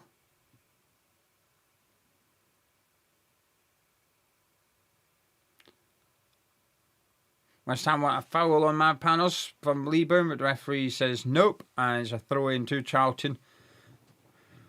On the left-hand side, 26 minutes on the clock. It's still a terrible performance from West Ham so far. Loads of the ball. Absolutely no imagination, no creativity. And Campbell's racing away here for Charlton up against Kilman. He cuts in, but the referee's whistle's gone. And I did not know that because I have no audio. And Campbell continued playing, so I was panicking. But it's a free kick to West Ham out on this right-hand side. Oh.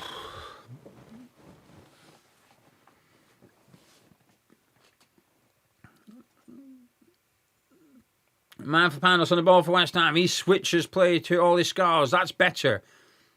Great first touch by Scar. Fantastic touch. Can the cross match it? No. But Bowen is on it now. He brings it down. He looks for Tati. Better. That's better. We need more of that. Direct. Just ping it out to Ollie Scars. It's a fantastic first touch. He gets the ball stuck under his feet a little bit, and there's not really much options because he's ahead of everyone but Piroe. He's the only one there, and he's been marked up. So he just puts a cross in. Bowen then sort of lofts it to Tati to volley it, and his volley's not the best. But we need to just speed the play up like we just did there with switching it to Ollie Scars, who's always in space out on that left-hand side. He's in plenty of room. We just need to keep spreading the ball and moving it quicker. At the minute, Charlton are very compact. And there's no space. Charlton want you to cross it. They want you to put the crosses in because our centre-backs will win them. We've got to try and find a way through this defence. Kyle Walker-Peters, that is not good enough. Intercepted carry on the ball for Charlton. Grant's on the run, gets it. Now is a chance for him to run at the West Ham defence up against Kilman. He held it up well, gives it to McManara. And now he's thought about crossing it, but goes back to Connor Coventry. Now, an opportunity for Charlton to see what they can do against this West Ham defence. We've already seen them score once. I think they're just trying to enjoy a little bit of possession at the minute. Connor commentary on the ball. Out to Campbell on the left-hand side, who's looked lively. He's going to run at Walker Peters. He cuts inside. Lays off carry. Cuts over to Matt Minara. Goes down the right-hand side. His cross comes in. And it's gone behind for a corner kick to Charlton.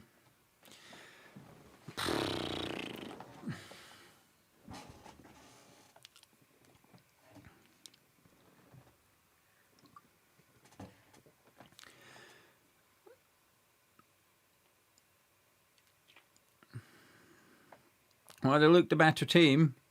That's for sure. Corner kick for Charlton. Out on the right-hand side, Grant will take it. Out swinger coming in. His last corner was poor. This one's better. It's Jones, but it's into the hands of Hermansen. Another shot on target for the Addicts. Another shot on target for the skipper as well.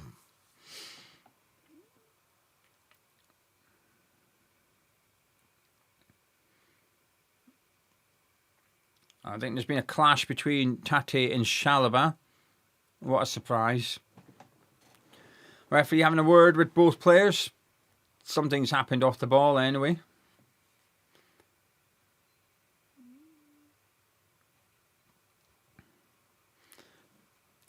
Tate looks surprisingly calm, actually, all things considered.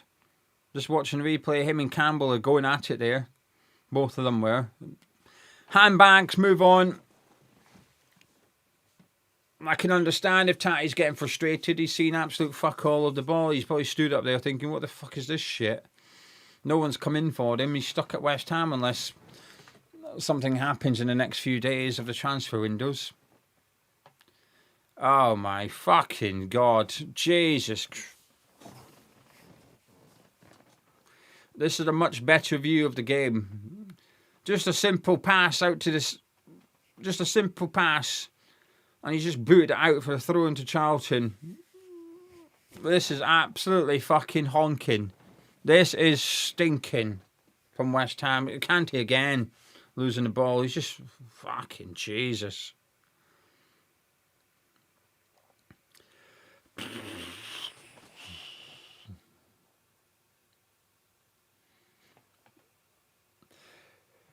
It's the second game of the season. It feels like a 30-second game. I already feel like fatigued watching West Ham.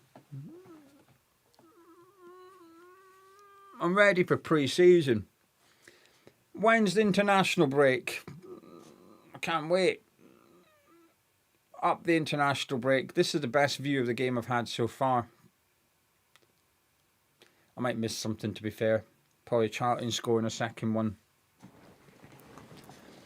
Anyway, Piroe on the ball.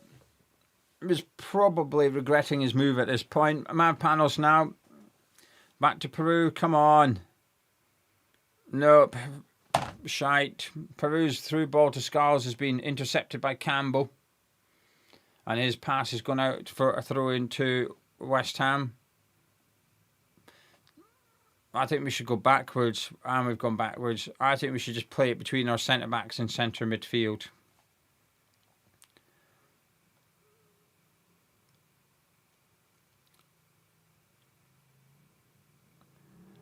This is depressing. Engels out to Bowen. Come on, do something. Walker Peters. Can one of our players just get a set of fucking bollocks and try and do something here? It's just, they're all trying to take the safe option, the safe pass. How do they think we're going to score? Like, Charlton are just going to go, we'll just put it in for you. Like, come on. This is embarrassing from us. It's all very well just doing little passes like it's pre-season or it's a warm-up or training or something, but we're going to have to try and score a goal at some point. Someone try something. Scars, Solomon, Engels. He's crossed it into Bowen. Lovely ball, Tate. No, not great. Bowen's brought it down. It's Kante onto his left foot. Gives it to Scars. Solomon. His cross is bad. It's headed away, but only as far as Engels, whose first touch isn't great. And it's been cleared away. And it'll go out for a throw into West Ham on the halfway line. Over on our right-hand side.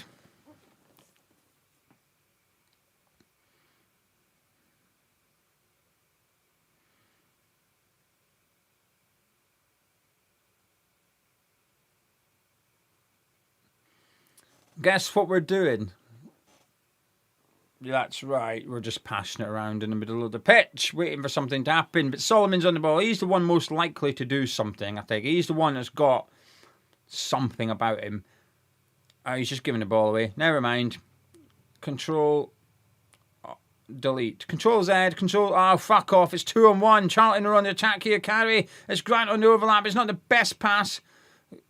Allows Mavpanos to put the tackle in, and he does put the tackle in, and there was a real opportunity for Charlton there, and they've not made the most of that, and Nathan Jones is livid. I don't think he's looking very happy. That was a big opportunity for Charlton. They did not take it. They're looking dangerous on the counter-attack, and they're looking comfortable in defence. It's a long throw here, and it goes. It's been headed by someone, I don't know who. Headed away by Kilman. Campbell picks it up. On the right-hand side for Charlton. The tie puts a tackle in. Scarles just thumps it away, but there's no one up front for West Ham. So Matt Manara brings it down. It's not the best touch, but he gets there just before Piroe does. And he switched play out to Grant on the left-hand side.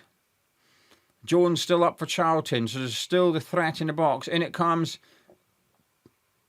It's a heavy touch by Cumentio, and it's a goal kick to West Ham. 10 minutes to go of the first half.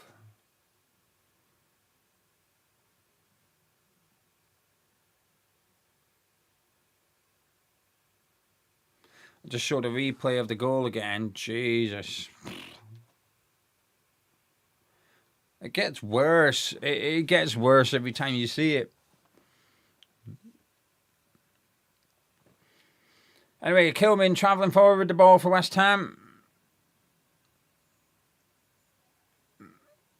And he's giving it to Scarles. He made hard work of it, but he's got it.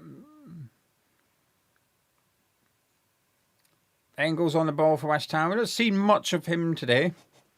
When we have, it's been in safe areas. Kante on the ball again. Does a 1-2 with Piroe. Finds his centre midfield teammate. Back to Piroe. He's getting more involved. He's dropping deeper and deeper, Piroe. He can score from range, so you might see Piroe just deciding to have a pop from distance soon. Probably out of frustration. Engels, that's a cross, but not a good one. Well caught. He is capable of them crosses, Engels. I've seen him enough in the Scottish Premiership. It's been released really quickly to Campbell, who's much faster than Scarles, who's struggling to get back here, but he's done well to get ahead of the man. And Campbell goes down. The referee gives a free kick to West Ham for handball. After he took a tumble and caught the ball.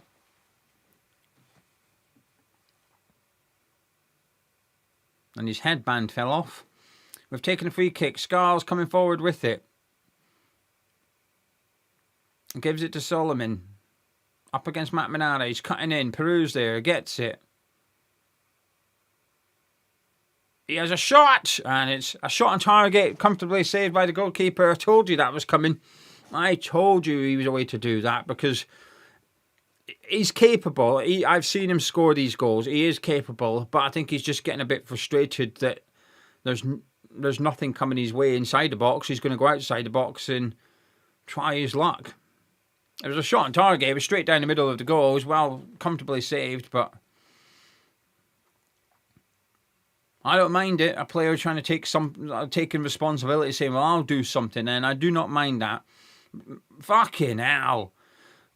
Solomon's kept it in. No, he hasn't. It's dog shit from Engels now. It is just terrible. This football from West Ham is terrible this afternoon. The passing is crap. Engels not under pressure. Poor ball there to Solomon. Throw in to Charlton. 7 minutes of normal time to go before half time at the London Stadium. Solomon battling well. The referee, I think that's a bit of a harsh free kick. I think both of them were at it, that grappling with one another. Piroe done well while getting pulled down by Connor Coventry, and then Solomon, he does have a handful of his shirt to be fair, but I thought it was a bit 6 of one and half a dozen of the other. Anyway, free kick for Charlton just inside their half. Coventry will take.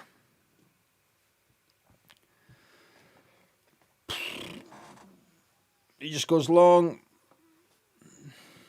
Mavropanos doesn't win it. Leeburn does. Engels is battling away, and it's a foul by Leeburn on Engels. Free kick to West Ham just outside our box.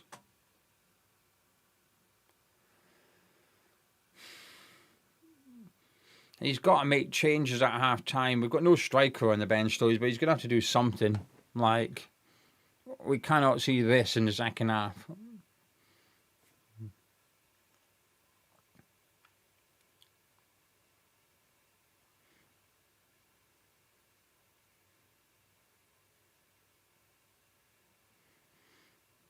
We're just passing around at the back. If anyone's wondering where the commentary's gone, I'm just having a breather from saying Mavropanos to Kilman to Walker-Peters to Kante. But that's what's happening at the minute. It's still happening. Engels to Kilman. Scars still in space. That's our route to back into this game. Scars puts the cross in. It's overhit, but Walker-Peters gets his head on it, but it's straight at the goalkeeper. It's not even a shot. It's just a poor header. Nokongwo comes and gathers it up. Scars is in space on that left-hand side constantly. We need to get the ball out to him quicker. Is he the most attacking player, the best? No, he's not, but he's in space. And he can get us up the pitch without us having to go through this really boring passing between the midfield and defence. Just get it down that left and keep getting down that left. Even if it's just flipping law of averages with crosses, and you start telling, put them in low. Don't loft them. Just ping them in low and hard and see what happens. But he's constantly in space down that left-hand side. We've got to get down that left quicker. Or tell Solomon, get out. Tell Scars, get 20 yards infield and put Solomon on the touchline. Do something. Because this whole pedestrian shit of pass it between the centre-backs and centre midfield, it's crap and it's not working.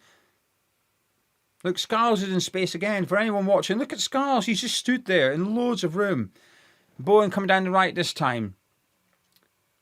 Cuts back onto his left. He's looking for support. The only one is Piroe. You'd rather see him in the box, but he's not been in the box for about 15 minutes now, Piroe. He's just trying to get something going for West Ham. Kilman out to Scars. Solomon and Kante there. He uses Kante. He gives it to Solomon. He cuts in. He's under pressure. And it's been cleared away, and it's a throw into West Ham over on our right-hand side. We need a bit of a Portsmouth thing here where we just get a couple of goals or something.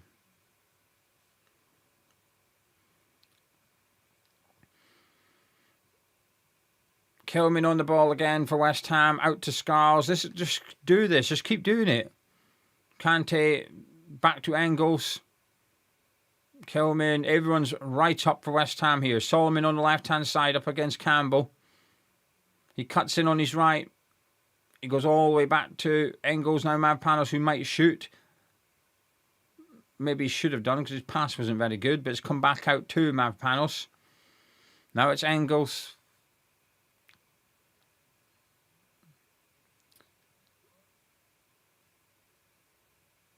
Mavropanos, not the best ball, but it's found its way to Scars, and Solomon wasn't looking at the time. Scars tried to give it a 1-2 with him. Carey on the ball. He's overhit that. Good tackle, Mavropanos. Kilman picks it up. Come on, move. Now move. The game's opened up a little bit. Go. Go. Solomon on the ball. Out to Engels on the right. Get the ball in. Don't let them get back and defend. Walker-Peters. Solomon, come on. In comes the cross towards Tati, but it's headed away by Matt Manada. It's cleared away by Campbell. Mavropanos has done well against Leeburn there. I think that's a West Ham throw, that. It is. Solomon gets the ball quickly. Come on. We just need to move the ball a hell of a lot quicker. It's so slow. Like, just speed the play up. Whenever there's a little bit of space and the ball moves quick, it leads to, I say something, not really, but we just need to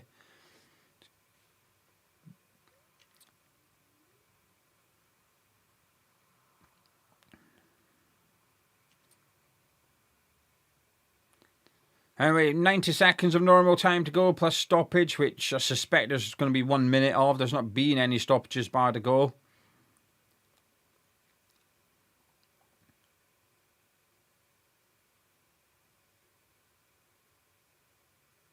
Kilman currently on the ball for West Ham, out to Scars on that left. Solomon on the move. Back to Kilman.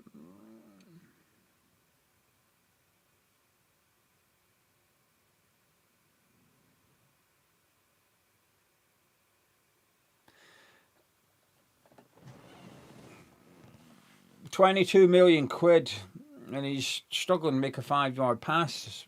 Sometimes he's just giving it away straight away. Like Charlton Geezer's literally just in front of him. He just passed it to him. Not for the first time either. This ain't the Scottish Premiership, mate. Like, what the fuck?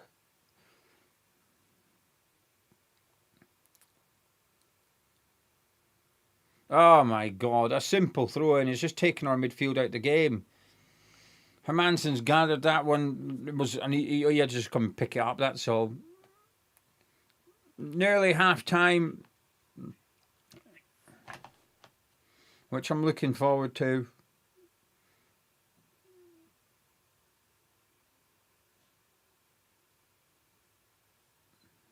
One minute of stoppage time. Only one more minute of this we have to sit through. Kelman on the ball, out to Solomon. Tries to take on Matt Minana. He does. That's good play. Cross it. Cuts it back to Kante. Shoot! It's a bad first touch. It's a great tackle by Chalobah. He's laying on the deck, Kante, but it's a horrendous first touch. Piroe, Solomon on the ball. Cross it. Scarles, cross it. In it comes towards Tati. Oh! That was a big opportunity. It's a free header on the edge of the 6-yard box at the back post. It's good movement by Tati. Gets away from his man. Gets in between the centre-back and the left-back. He heads it down. It's on target. He should be doing better. I think that's a big opportunity for him. And that is half-time. It's half-time at the London Stadium. It's West Ham United 0, Charlton 1.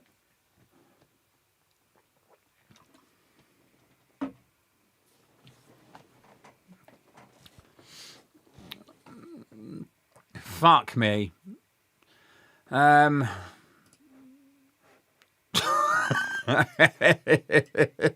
is fucking shite. It is absolute shite.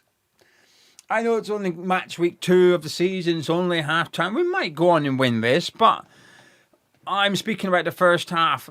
Absolute shite from everyone. Everyone.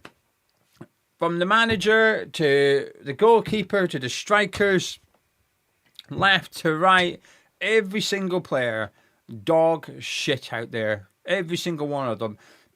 The tempo is so slow. Pass, backwards, sideways, go down the side, go backwards, go back the side, back the side. It is horrendous. There's no creativity. There's no imagination. There's absolutely nothing out there from West Ham in the first half. We had to wait until the 37th minute for a shot on target, which was Joel Piroe from 30 yards out.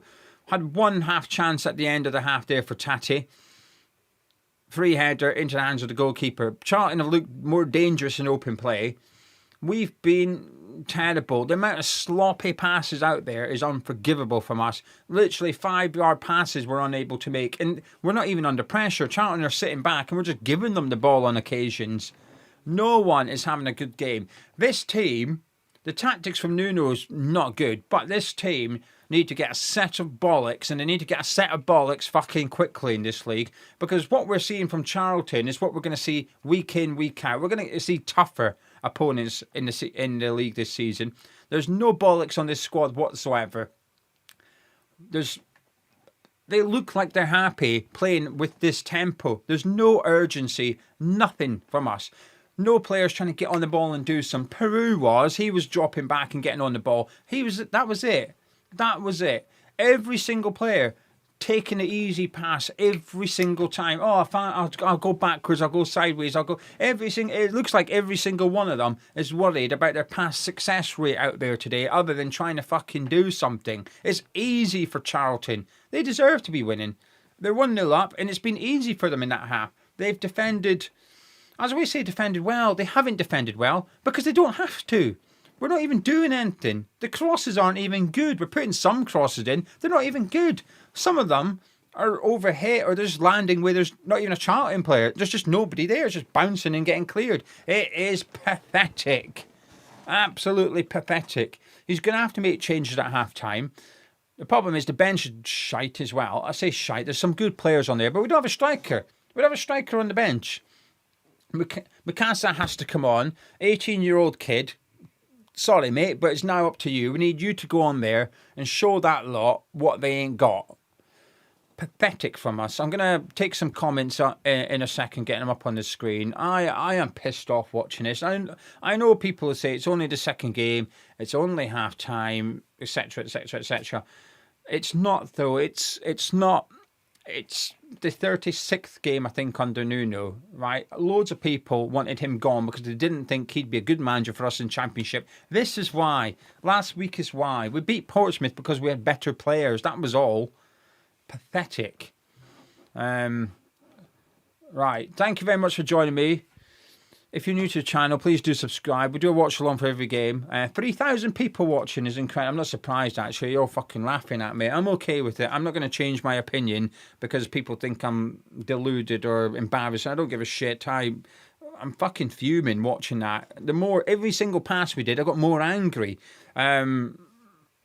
Please do subscribe and drop a like on the video as well by clicking thumbs up. I'm going to take some comments now and get your comments into live chat about the first half. Hammer PGH is saying Piroe's playing much too deep. That's not where he's at his best. I agree, but he's having to because it's the only way he's getting the ball. Brent saying correct. It's not the second game; it's the 40th. Exactly. And also, how many games do you leave it? How many games into the season? For those that say it's only the second game, how many games in before you're allowed until we have permission to raise concerns? Because after 10, 15 games, it might be too late for automatic promotion, right? You've got to call these things early. Graham saying Kante has made a lot of 20-year-old mistakes. We need more fluency. He's one of the players I'd be taking off. He's been very, very sloppy. Make West Ham great again since his third game this season. Portsmouth, Burnley and Charlton have all been better than this. Malik saying bad touches and passes all around. Tim is trying really hard to give Nuno time, but I don't have any faith in him anymore to select the right 11 or run the best tactics out there. Tyler saying it's a disgrace to need someone in that dressing room ripping into them, get some tough love. I completely agree. There's none of that in the team. There's no bollocks. It's too easy for the players to start playing 5-yard passes and whatever. Someone needs to be cunting them off, saying, what are you doing? Rory saying it's very early, but it's no less worrying. With this squad, this league should be attack, attack, attack. Also, if we were unlucky, right, if we'd had 15 attempts at goal and 6 on target and we've hit the crossbar and there's been a couple of really good saves by the goalkeeper and we're 1-0 down, I'd say we're unlucky, right? We're playing well, we're just unlucky. But we ain't doing that. If we repeat the first half in the second half, we get beat. Even if Charlton don't score, we don't score. We've had 2 shots on target in the entire half. Dog shit. Shep saying it's totally shit. We have average Premier League players in our squad. We should not lose a game in this league. Stumpy saying it's not about ability, it's about mentality. Michael saying a new manager would get a tune out of Nuno's signings, but would not be ideal when some of the players who have gone have done so because of Nuno. Ziggy saying Bowen's not a captain. Sorry, but it's waning down. Give it to Mavropanos. Blue is saying Kante was crap in the first half.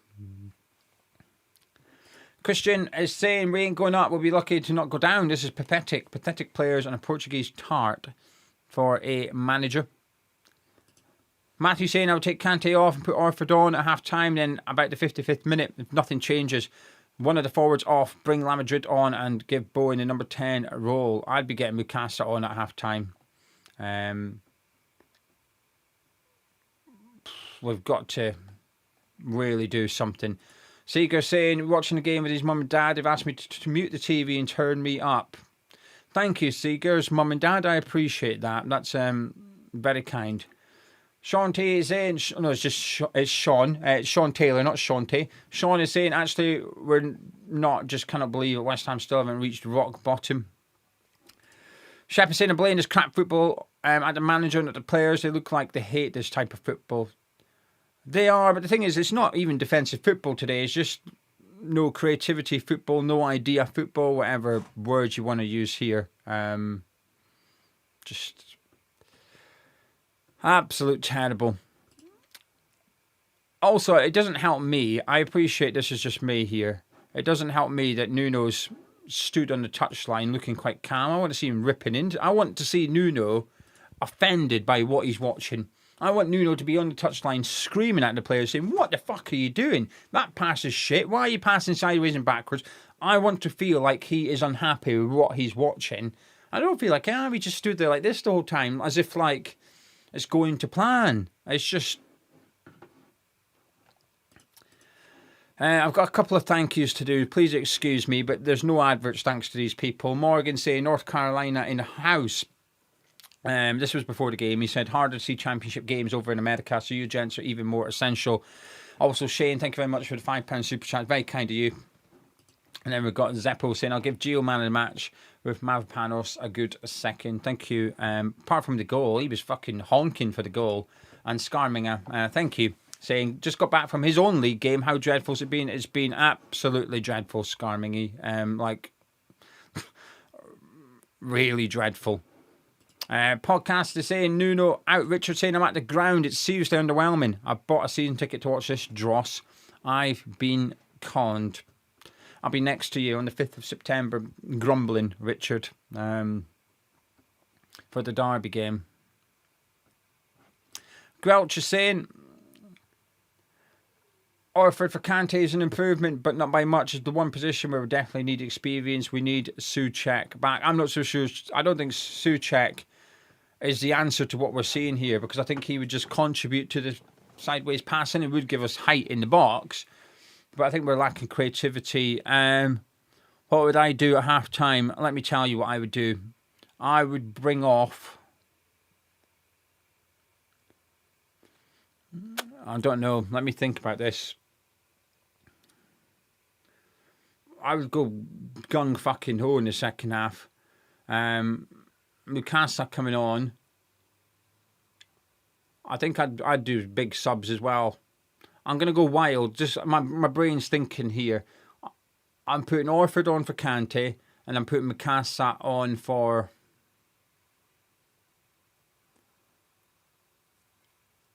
Scarles, and I'm putting Walker Peters sort of centre back. I'm taking off a defender here. You've got to go for it. We can't do like for like subs. I don't think. I think the formation is part of the issue here. So I would get Mukasa on, playing behind Tati and Piroe, and I'd take off a defender in order to do it as well, and just go like with a back three and the wide men or Solomon and Bowen, because most of this half we are going to have a lot of the ball. We're not going to have much defending to do. The players that are getting in positions with the ball, Scarles is the one that's seen the ball the most, I think, in the final third. So let's try and take advantage of that by swapping all these Scarles. Put Solomon in that position so that instead of giving it to Scarles to cross, we're giving it to Solomon to cross. That's how I would be attacking this second half. Charlton have showing that our left back's getting a lot of room out there. The pass is always on to all these Scarles. So let's switch it so that he's not the one. That's what I would do. Walker Peters, Scarles, Kante off at half-time. I told you I'm going mental. I've lost the plot here. Walker Peters, Scarles, Kante off. I forgot about this player. Veltman on. He can do the centre-back, right-back hybrid type thing. Veltman on. Orford on. Mukasa on. That's what I would do. And I would just try and smother them. Keep Piroe. I would be telling Piroe and Tati, do not come out the fucking box. Just stay in that box. Just stay where you are. Let Mukasa play in that space behind you. Pin that centre backs back. Get the ball out to Solomon and Bowen and start putting crosses in. So that's what I would do. Slim doesn't like the way Solomon's tucking in and Scarles is the one free.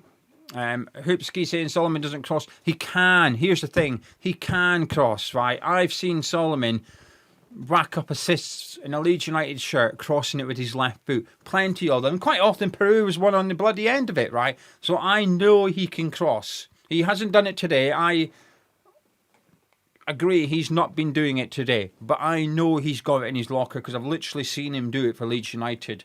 So I'd be saying to him, stop cutting in all the time. Mix it up.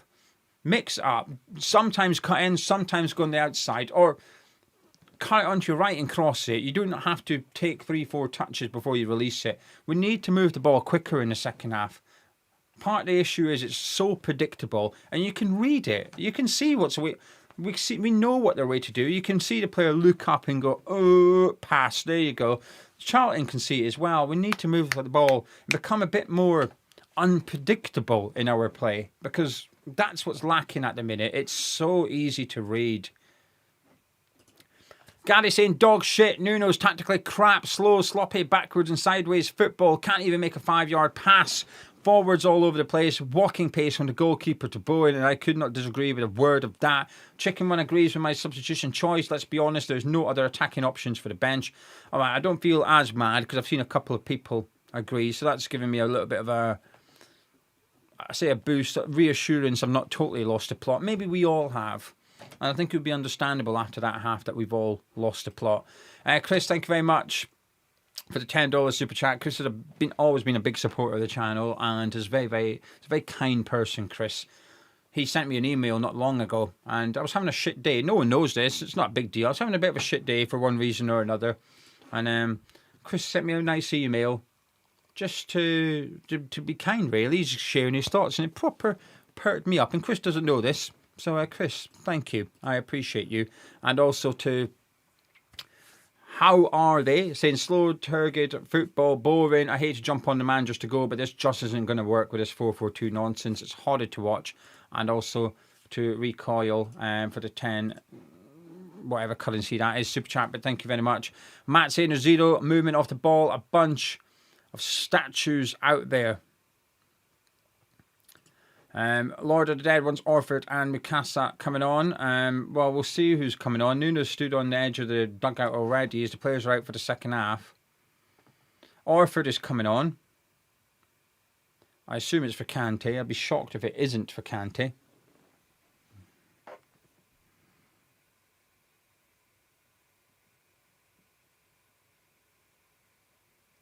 It is for Kante. So Lewis Orford coming on to replace Kante at half-time for West Ham.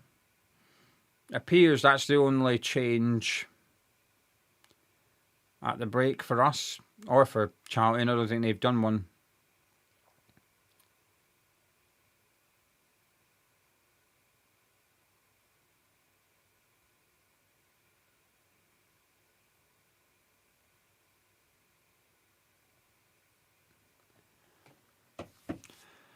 All right, thank you very much for joining me. West Ham will get the second half underway in a second.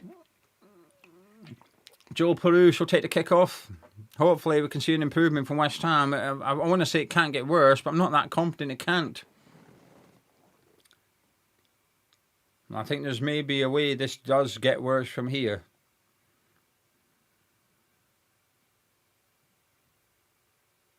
And the game is underway. Lewis Orford receives it from Piroe, goes to Kyle Walker-Peters, and we're back underway at the London Stadium, where it's West Ham United 0, Charlton Athletic 1. And we're just going all the way back at the minute, but Kilman receives it from Hansen after taking Lieburn out the game. And just once again, I just want to say thank you for the support. I know I'm grumpy, but I've seen there's 3,200 people watching, which is just incredible. It is very humbling. Please do subscribe if you haven't done so already. And drop a like on the video by clicking thumbs up. It supports the channel. And that's the last time I ask, I promise you. Back to the action.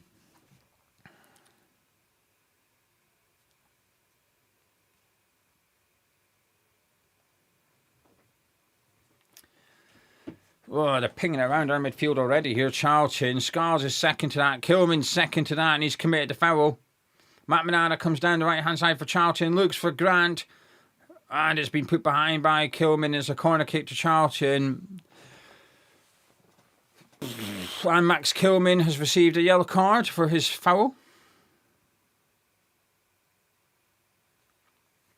And it was a booking, to be fair. It was quite late and from behind.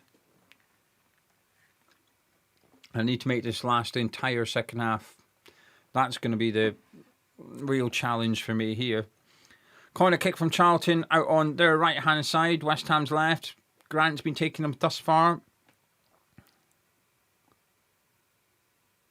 Lee Byrne up, hobbling after that challenge from Max Kilman. Grant will take this corner once more.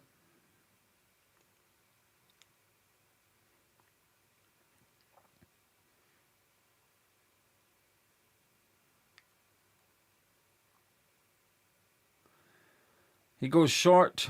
It goes back to Matt Minardo, who sends it in from deep.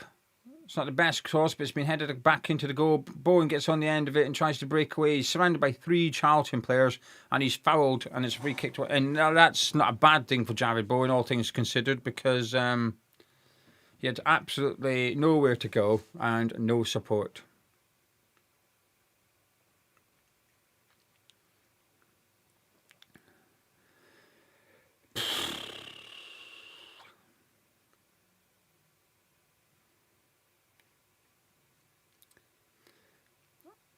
We're passing it around like we're 1-0 up, but we're not. We're still 1-0 down. Haranson on the ball.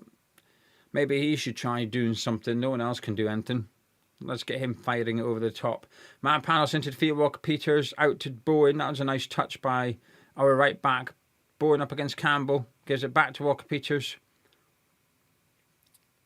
Now Orford's on the ball. Solomon wants it.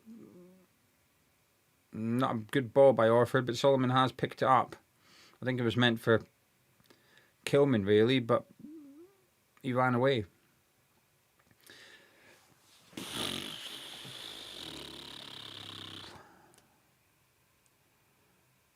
Out to Bowen on the right. Come on, run at him.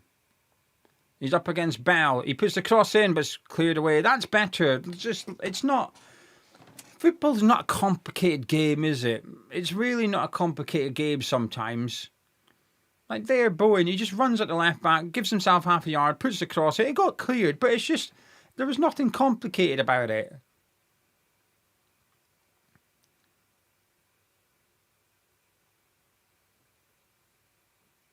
Solomon now on the left. Go on, run at him. Take him on. He's trying. He puts it in with his left. He was listening.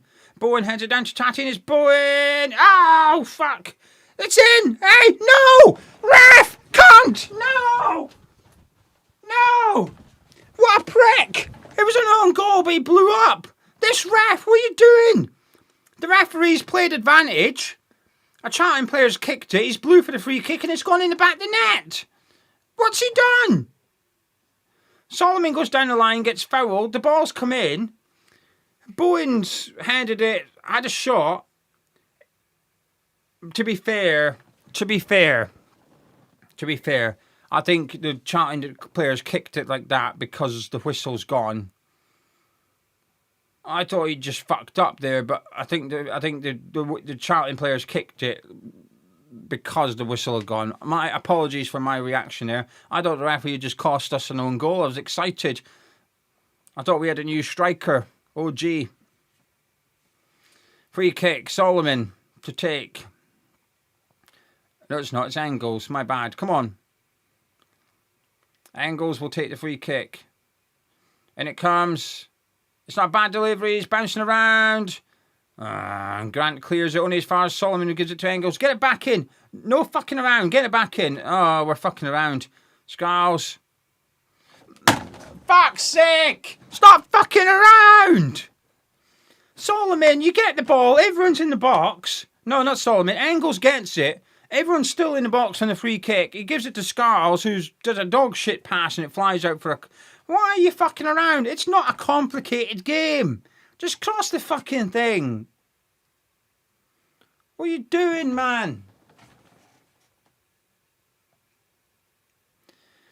Shite pass from Scarles, but it was a shite decision from Engels. Mavpanos, Kilman, they're all still in the box waiting for the cross. What was he wanting Scarles to do?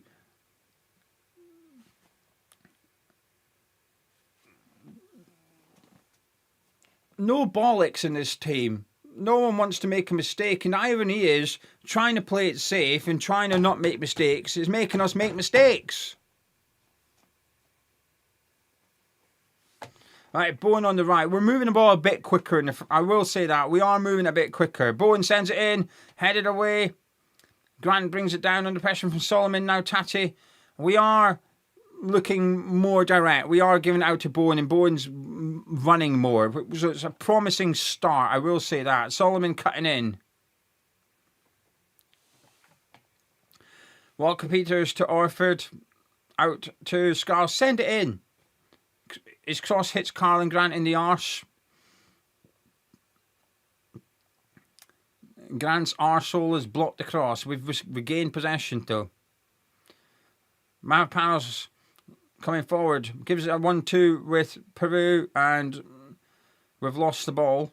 And now Charlton are on the break. But Engels does well. Kilman. Orford gets absolutely clattered by Carey. And it's a free kick to West Ham inside our half.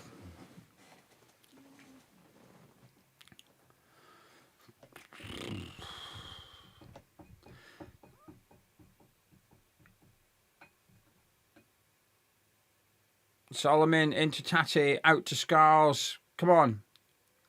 There's not much options for him. Gives it to Orford. A lot of players up now. Get it back out to Bowen and just get the crosses in. There you go. Mavropanos out to Bowen. Go past him. Cuts it onto his left. Swing it in. In it comes from Bowen towards Piroe. Headed away. Solomon will get there. Gives it to Bowen. Onto his left. Bowen. Deflected. Corner kick to West Ham. This is better. This is better. I think this is... I mean, it's hard. The bar was so fucking low in the first half. All you have to do is not kick the ball out of play and it's an improvement. But I do feel like we've upped our game a little bit in the second half. We're a bit more direct. Bowen's a bit more involved. We just need to keep putting the pressure on a little bit. Keep giving the ball to Jared Bowen. Engels with a corner kick. Mavropanos is unhappy about something.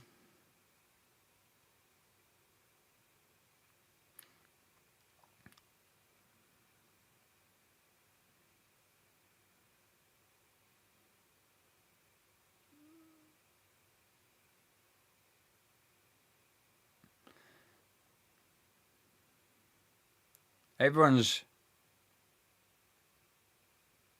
don't know what's going on here. Everyone's really having to go at the referee. Like, Charlton are adamant something's just happened. So let's have a look. Mavropanos is the one who's done that. It's fucking Tati. Honestly, man, that guy needs to behave. He's just pushed someone. Charlton are claiming he's just smacked someone, but he certainly pushed someone. What's he doing? Like, he's just stood there and just gone... what are you doing? Just behave yourself. Just behave yourself. Right, that's a minute added on. Well, taking off the clock, because that's not going to get added on at the end, is it? Corner kick, Engels will take. We can get the game back underway now. A lot of hands slapping going on with Kelman and Mavropanos here. And it goes, flicked on by Tati, but it's into the hands of the goalkeeper. Another shot on target for West Ham. We've not had to wait until 37 minutes into the half for that to occur. That's an improvement. Charlton looked to get a feel of the ball for the first time in this half, really, but that's a nice ball into corner commentary, and Bowen's unhappy with the lack of press from his teammates. Mavropanos has got a little bit lucky there, but he's got... oh my fucking God, he's just giving it away. It's Campbell! It's 2-0. Mavropanos, for fuck's sake! Fucking hell, man. Dog shit. Absolute dog shit. What is he fucking doing? He missed the ball, fell on the ball, got up and had the ball, stood beside the ball and got tackled. And then he's gone and finished it. What is he doing?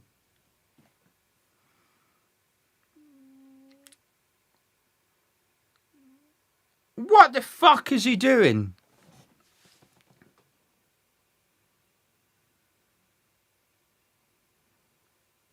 Absolutely fucking horrendous. It bounces. His first touch is bad. Then he sort of trips. He gets the ball and he just stands there and gets tackled. Then he tries to push it away with his hand. It's not a foul. He tries to pick the ball up and he can't even fucking pick the ball up. He's that fucking shit sometimes. He's tried to catch the ball and failed. Campbell just dribbles away with it and puts it into the far corner. It's a great finish. But dog shit, absolute fucking wank.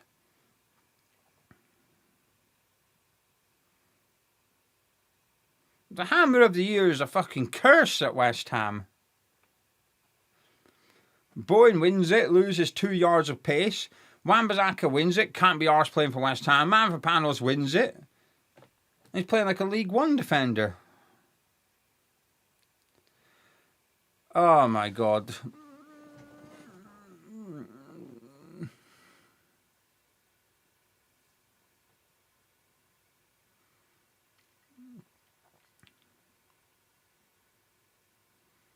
I missed the World Cup. Bring back the World Cup. Actually, no, I don't. We got put out in the group stages and that as well. We were shit in that too. Why can't I support someone good?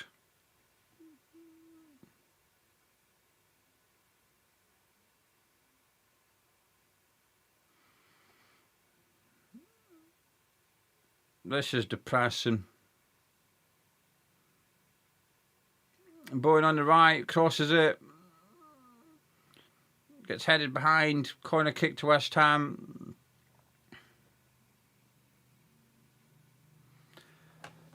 The worst thing is I've got to go out after this with the missus. And she said to me, you better win today so you're in a good mood. I don't want you ruining tonight. Because last season we had to go to a few social events.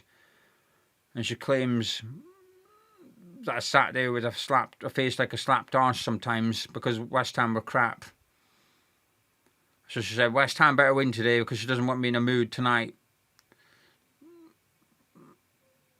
Oh, for fuck's sake. They're coming again. Here they come. Don't know who this geezer is. Is it Shalaba? Might be him. Might be Bell. I'm not sure. Oh, my God. We can't even tackle him. Oh, we have tackled him. Goal kick.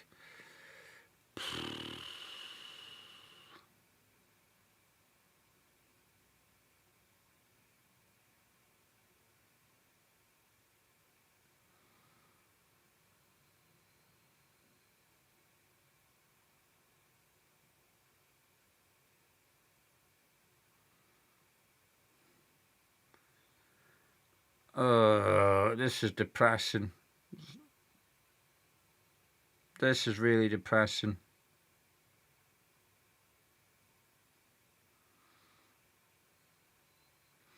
Scarles on the left. Sorry, everyone, I'm forgetting to do commentary.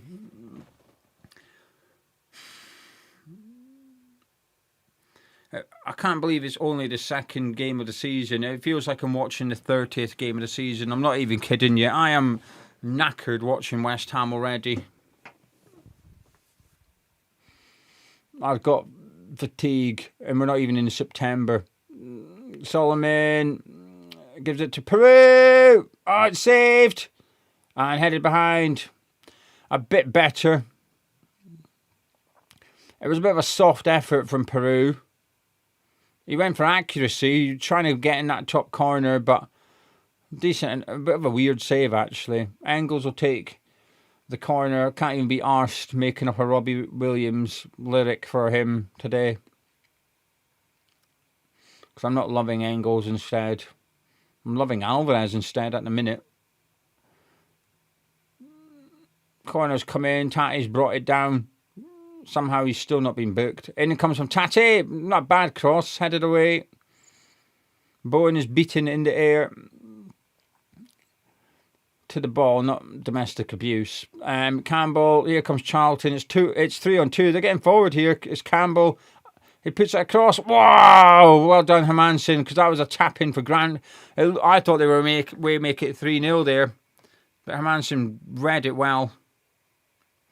And if we released it quickly, we're coming forward here. And we're slowing it down. But Charlton, they're just waiting for us, Charlton. They're going, what are you going to do? Nothing. Is the answer. Scars is on the ball now. Out to Solomon. Do something. Come on. Cuts it onto his right. onto his left. Cross goes in, headed away. Scars puts a tackle in. They're both down injured, but the referee plays advantage as West Ham have the ball. Good tackle, Scars. Orford now. He puts a cross in, way too much on it, and it's a goal kick to Charlton.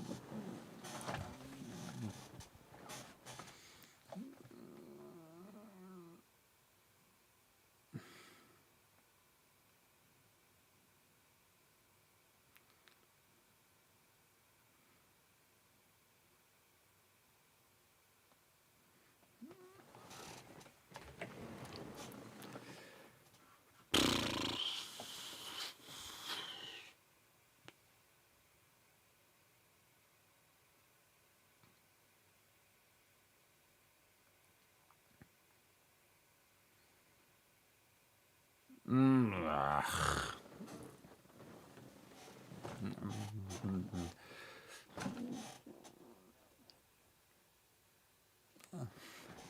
62.5 minutes gone. We are still shite. We're even worse than last season. It's quite impressive. We've got relegated and we've got worse. I know we're not going to have the same level of players, but I mean, in comparison to our opponents, we were more competitive in the Premier League than we are in this league. Hermansen, good catch. Orford, move the ball. Oh, we're going backwards. Oh my God. It's so self-inflicted, this. Like, Charlton have got their Jones has got his game plan right. They're working hard, Charlton. They're very quick on the counter-attack as well. I don't want to take anything away from them. But my word. Solomon, he's in behind Matt Minada, puts the cross in, it's been knocked behind another. It's gone out for a throw-in. Can we do something?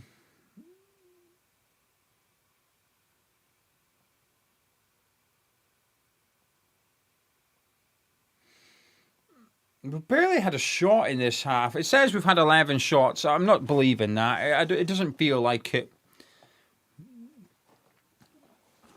We're not even doing anything. Like, it's 20 minutes into the second half, and he's not made another change. Nothing's happened in that time. We've conceded a goal.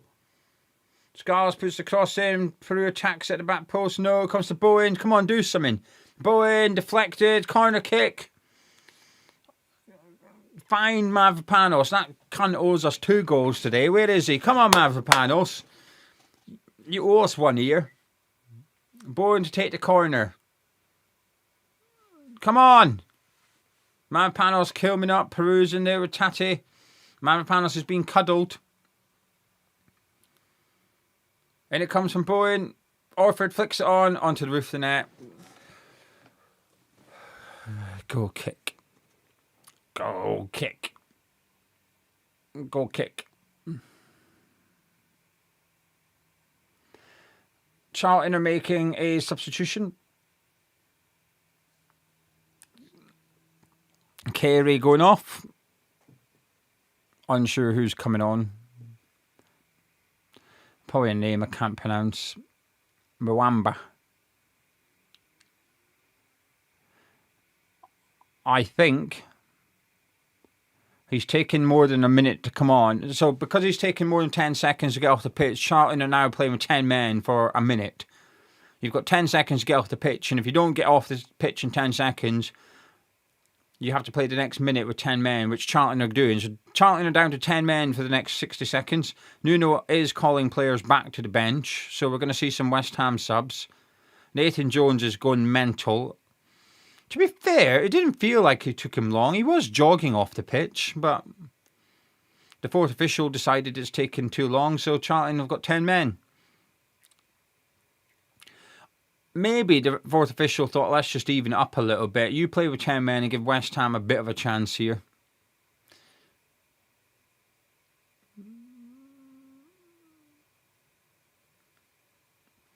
Anyway, Bowen's cutting inside across the pitch, being chased by Bell. He's giving it to Kilman and out to Solomon. He's doing some step overs and some twists. Gives it to Scarles. He crosses it, and it's a header by Tati, and it's not far wide, actually. It was going to take a good effort to score from there, but he does well to get his head on it, and it's not a bad effort from him. Yeah, it's not far wide from Tati. He does well just to get his head on it.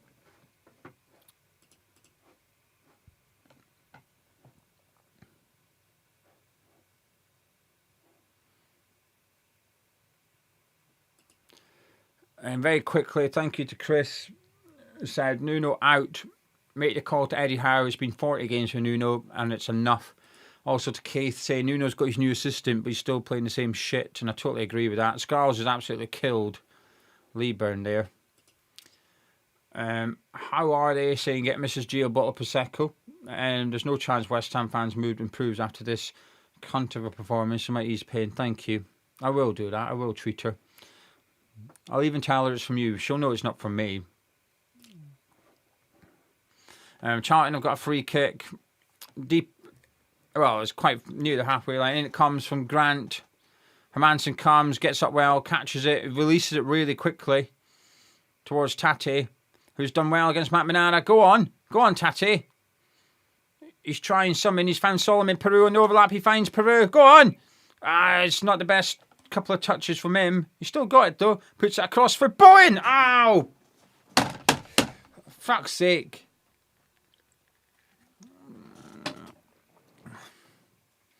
It's a weird ball from Piroe. It's at like knee height for Jared Bowen. It's a very awkward one to hit. First time. It's another shot on target, but chat, I am not taking a piss, and you're all going to hate me for saying this. Joel Veltman is getting ready to come on. We're 2-0 down, and we're bringing on Joel Veltman, the right back. I'm not taking a piss. I do not do rage baiting and trolling. I promise you, for anyone that's not watching, Joel Veltman is coming on. This man is trolling us! He's fucking trolling us! Walker Peters on the right to Bowen. He cuts across for Tati. There's a few body pile up, and he's given a free kick against Tati. Oh my god. He's bringing on Joel Veltman. I kind of like Joel Veltman, okay? I like Joel Veltman. Oh, Mukasa's coming on as well. Mukasa's coming on. Please tell me I didn't just see Tati's number go up. Oh, please. We'll see who's coming off. Charlton are doing a sub as well. Please do not tell me I just seen Tati's number. He's not having the best game, Tati, but we're 2-0 down. Oh, it's a Charlton number 11. My bad. Right, Mavropanos and Scarles off for Veltman and Mukasa. Okay, these subs are okay. Fucking hell, I thought he was taking off. Tati, I seen the number 11, but it was a Charlton number 11. That was Jesus. Right, so Scarles has gone off. Mavropanos has gone off. And he's brought on Veltman and Mukasa. So it looks like we're switching to back three. Walker Peters, Veltman and Kilman. Mukasa will hopefully go into that number 10 role. So we are going more attacking here.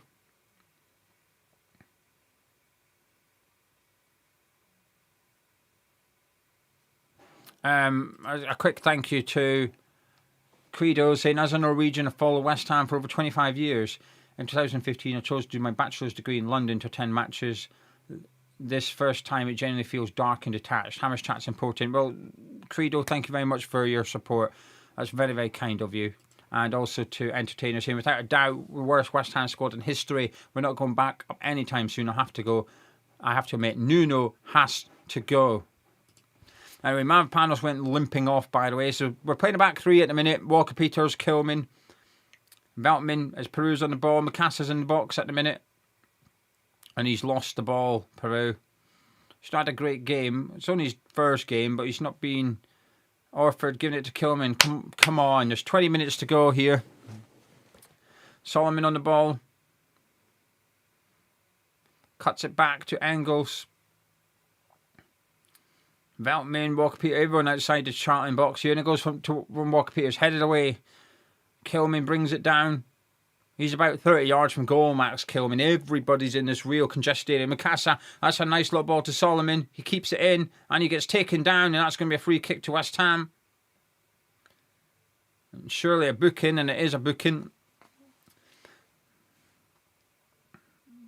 That's Carlin Grant and booked for Charlton. Solomon does really well to keep that in on the byline and just nutmegs him and gets taken out.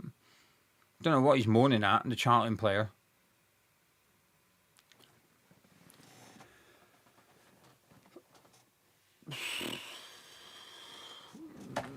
Come on. Score a fucking goal. Engels is the way to take the free kick. Was good at set pieces in Scotland frequently. Engels to take. Come on. He goes short to Solomon. Of course he does. Cuts it back to Veltman, who chips it into the box and it's been headed away. I don't get it. You've got a set piece specialist, supposedly. Well, he is, over the ball. And our tactic is to give it to Veltman to chip into the box instead of Engels crossing it into the box.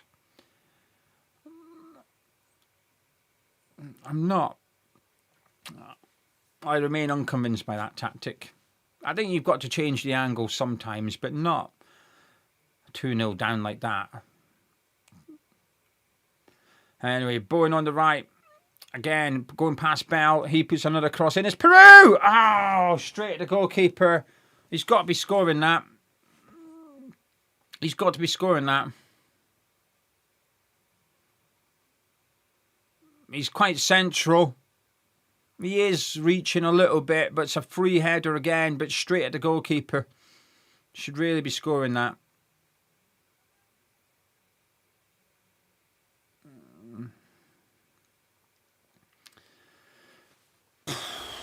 Just over 15 minutes of normal time to go here. Orford gives it to Kilman. Out to Solomon, coming down this left-hand side. Now Orford, Bowen in a bit of space. Orford finds him. Good ball, Orford to Jared Bowen. He puts across for Piroe. For Tati! Saved! Piroe! Yes! We're back in it! Come on!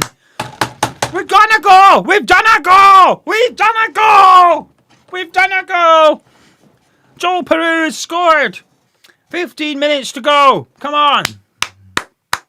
Great ball by Orford to Jared Bowen in space. He picks out Tati. Saved by the keeper, and Piroe just puts it into the back of an empty net. 2-1. Come on. Game on. Maybe we can fucking salvage something from this. He might have been offside, but there's no VAR. Back off. Let's go. Come on.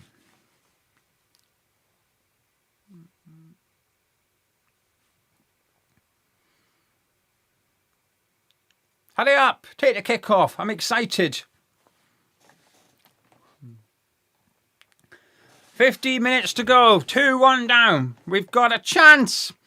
And Charlton have just pumped that forward to our defence, really. I think they're ready to cling on.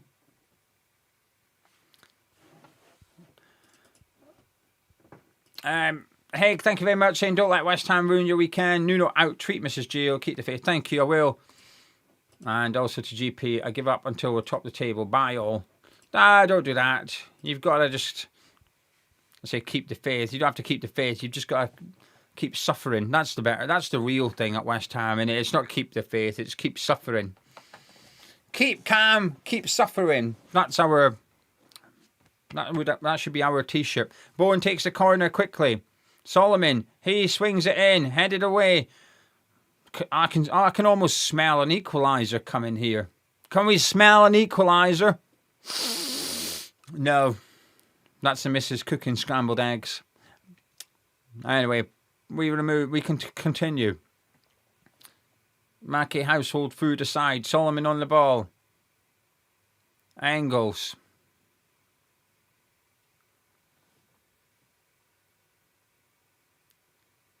Kilman, he crosses it towards Piroe. probably shouldn't let Max Kilman cross the ball anymore. Oh, it's ricocheted. Bowen picks it up in the box. Come on. He cuts it back for Mukasa. Oh, fuck. Oh, we nearly had a dream. We nearly had the dream. Bowen picked it up. He lays off Mukasa. It's a fantastic save. It's a fingertip save to tip it over the bar. I thought Mukasa had just got his goal on his return to West Ham. His debut for West Ham. Great save. Very unlucky.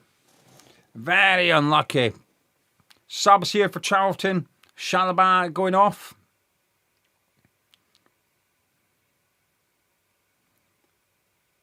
Some geezer with a double barrel name coming on for Charlton.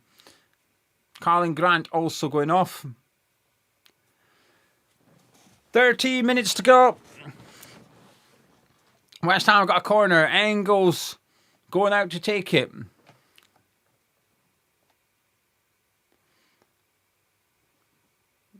Rankin, Costello and Shinji coming on for Charlton. In it comes from Engels.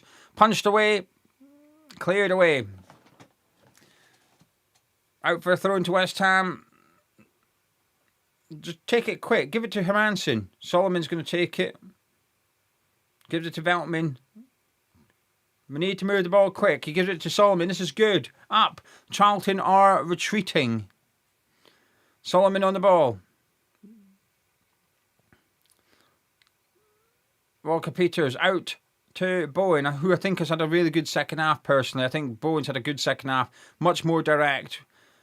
Our tactic, I think, has just been quite simple in second half. Just give it to Jared Bowen and it's helping.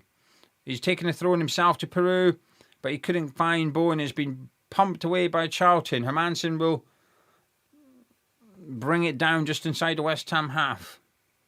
Gives it to Kilman. There's going to be attack after attack from West Ham now. Charlton have got pace on the counter-attack though. They do have players just on the halfway line waiting to try and pounce on a counter-attack, but they've not got one at the minute. As Walker Peters comes forward to Piroe, he goes down. West Ham on a free kick. Referee says no. And here comes that counter-attack. We're going to have to be careful here.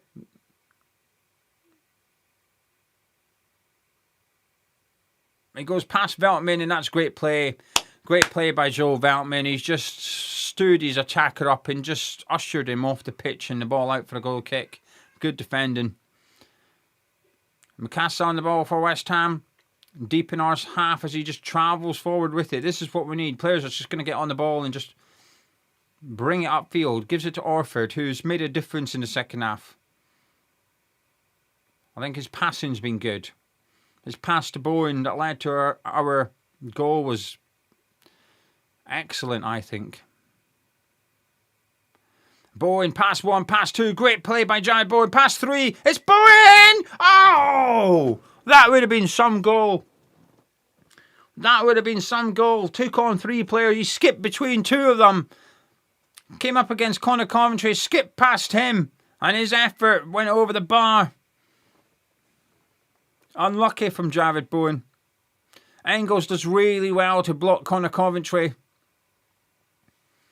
It's hard to tell if that effort was close or nowhere near, but it looked good. 10 minutes to go. We're into 80 minutes now.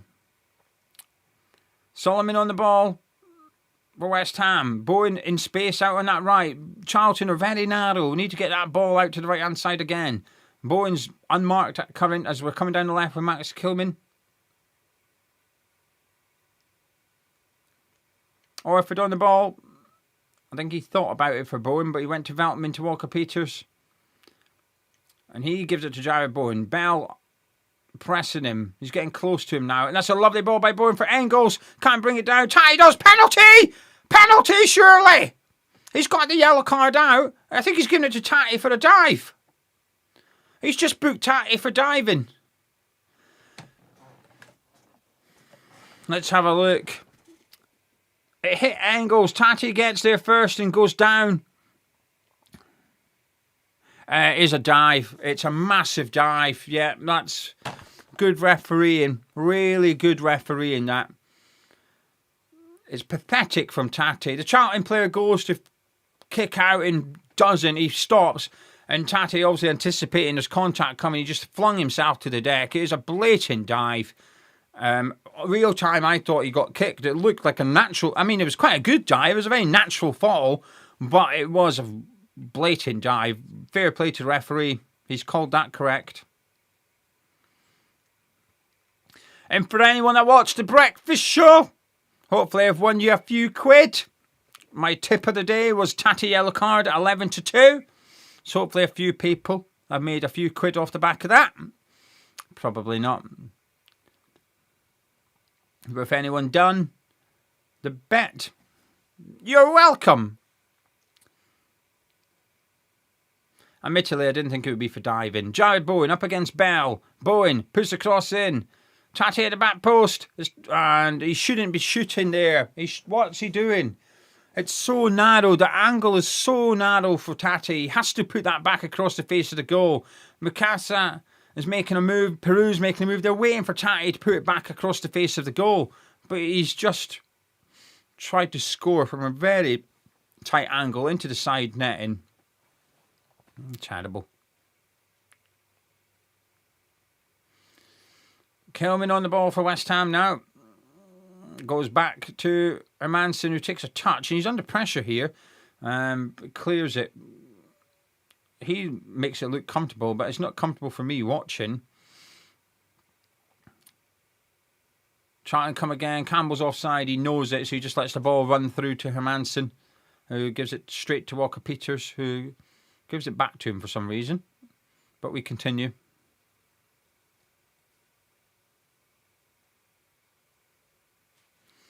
One person. Out of all that, one person done the bet. Dan, I'll enjoy the winnings.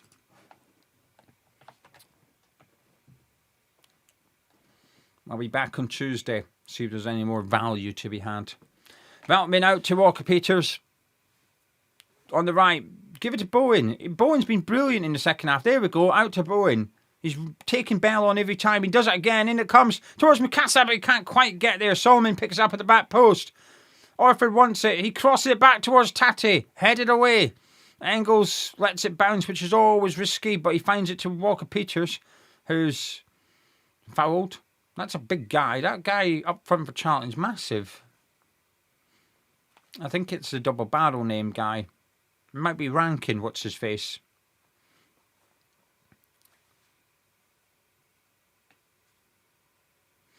Kante stayed down after that, getting bundled over.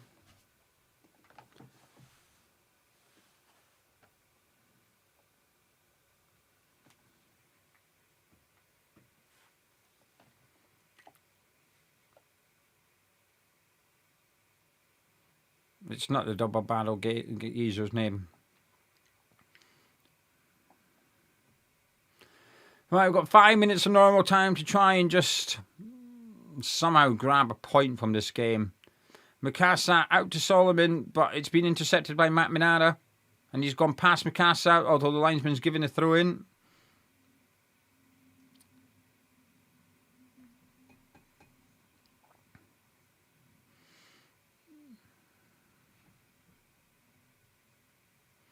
Orford on the ball. He's made a big difference. Mukasa on the ball. That's a nice little turn. He's been absolutely wrestled here. We've won the free kick. Solomon on the ball now. He's cutting inside. Orford on the overlap. Solomon uses him as a decoy. He crosses it himself. Charlton just get it away. They're starting to look a bit nervous defending these. They were comfortable in the first half. I'm not so sure. The second half, they've been a little bit sloppier. Solomon once again cutting in. Gives it to Engels, who has a shot deflected. Solomon lets it bounce. Gets under control. Mukasa now. It's gone back to Max Kilman.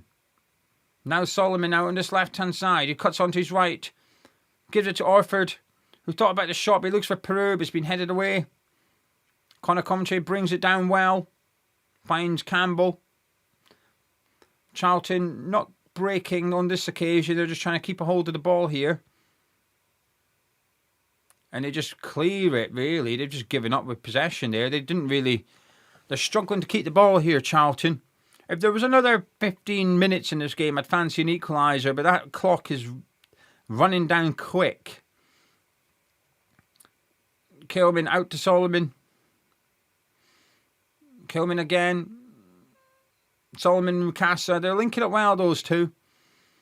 Mukasa's just giving it away, admittedly, but Kilman's just pushed someone off the ball. But we've got a throw in out on the left, which Mukasa takes himself, gives it to Orford. Tate's dropping deep to get the ball, but Orford ignores him. Goes with Walker Peters. Get out to Bowen. His crosses have been good this half. It's out to Bowen. Come on.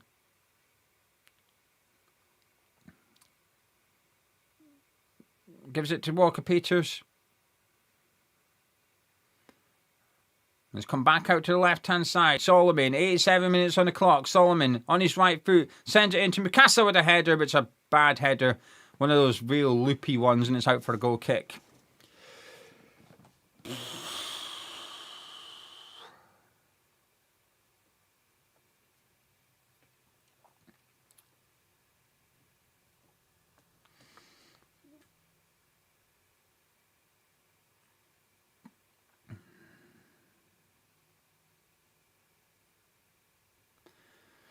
Charlton come again. Campbell on the ball up against Walker Peters. He's possibly overhit that. He does get his cross in actually, but Veltman intercepts it. It's a goal kick. It did go out. Hermansen takes it quickly to Kilman. Come on. 2 minutes to go. Plus whatever gets added on. I expect 4 minutes, maybe 5 minutes added on. There's been plenty of substitutions. The goal.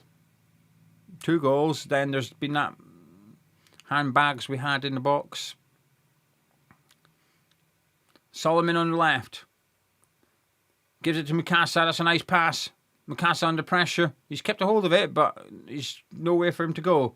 Solomon on the left once more. He's seen plenty of the ball. He crosses it towards Piroe. That's gone behind. The ball's in the back of the net, but it had gone out for a goal kick.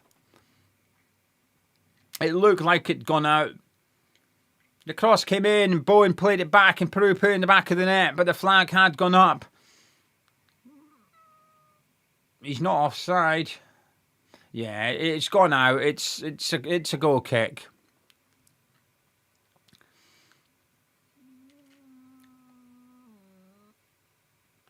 Here they go. He's in. Charlton's in. Well, it's saved by Hermansen. Fucking hell.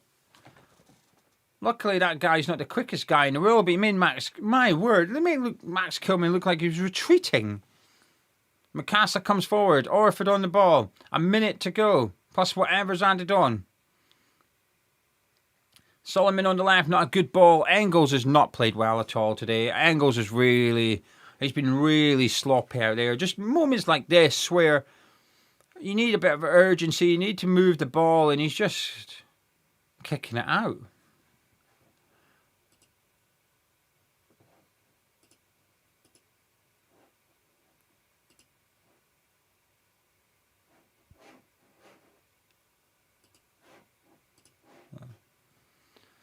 Anyway, Kilman into Tate, who's been wrestled to the ground. We've got a free kick. It's the same guy that wrestled Mukasa to the ground, that guy. Well, 90 minutes are up. We're now into stoppage time. Engels will take the free kick. He's going to send this one in the box, surely. Orford, Tate. 4 minutes added on. We've got 4 minutes to try and snatch an equaliser here at the London Stadium. Engels will take the free kick. In it goes. Headed away. Campbell brings it down for Charlton. Veltman puts pressure on him. Engels is there as well. He's still got it, Campbell. Veltman puts a tackle in and it's a throw into Charlton. You imagine they're going to just try and run the clock down here.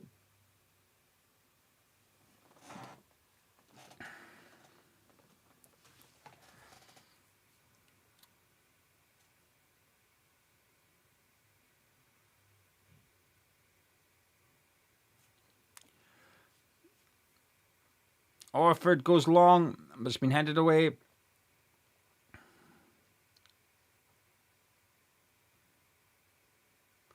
Bowen once again. 3 minutes to go. He's overhit that Bowen. Good tackle by Bell. But Kyle Walker-Peters picks it up. Veltman on the ball. 2.5 minutes to go here. Kilman out to Solomon on the left. Mukasa's next to him as always. He uses Mukasa, who lays it off and Orford. Handball! Penalty! It's a penalty to West Ham! Charlton are going to feel like this is harsh. And I think it's come off Connor Coventry as well, the former Hammer. We've got a pen. We have a penalty. Mukasa lays it off to Orford, and it does strike Connor Coventry on the arm. His arms are out from the body. It's harsh for Charlton, but his arms are out there. I'll take it. We now need to convert it. There's going to be a couple of minutes to play after this penalty. Chatty's going to take it. Oh, please score. Veltman's getting stuck into someone. Someone's trying to distract. This Jones. He's trying to distract Tatty, and Veltman's gone straight in there and dragged him away. Well played, Veltman. That is a leader. That's leadership. Tatty with the pen. Oh, please, can we just scab a draw? We probably don't deserve it, but please just get a point at least. Tatty! He's hit the post.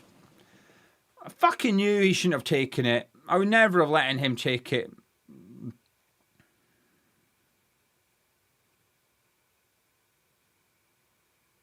I mean, that guy's practically next to Tatty when he kicks it.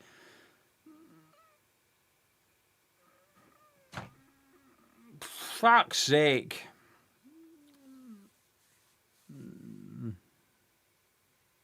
Absolute shit.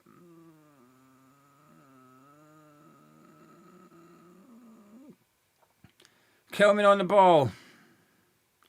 Out to Solomon. Last chance maybe. Solomon cuts it back. He swings it in and the keeper gets there.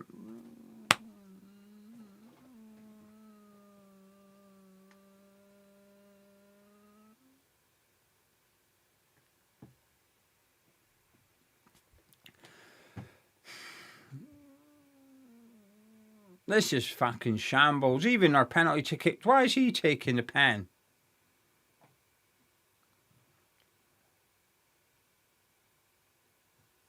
This is fucking dog shit. Absolute fucking dog shit.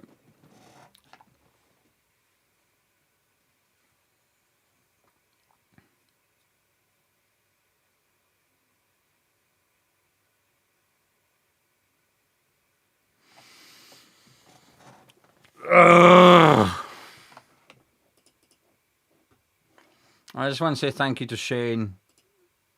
Thank you very much for the super chats. And as we could, it's full time. It's finished. West Ham 1, Charlton 2.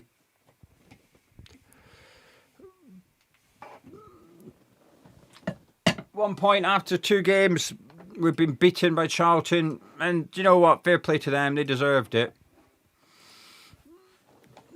Absolute no fucking bollocks from our players out there today. None. Even summing it up, that penalty sums it up at the end, actually.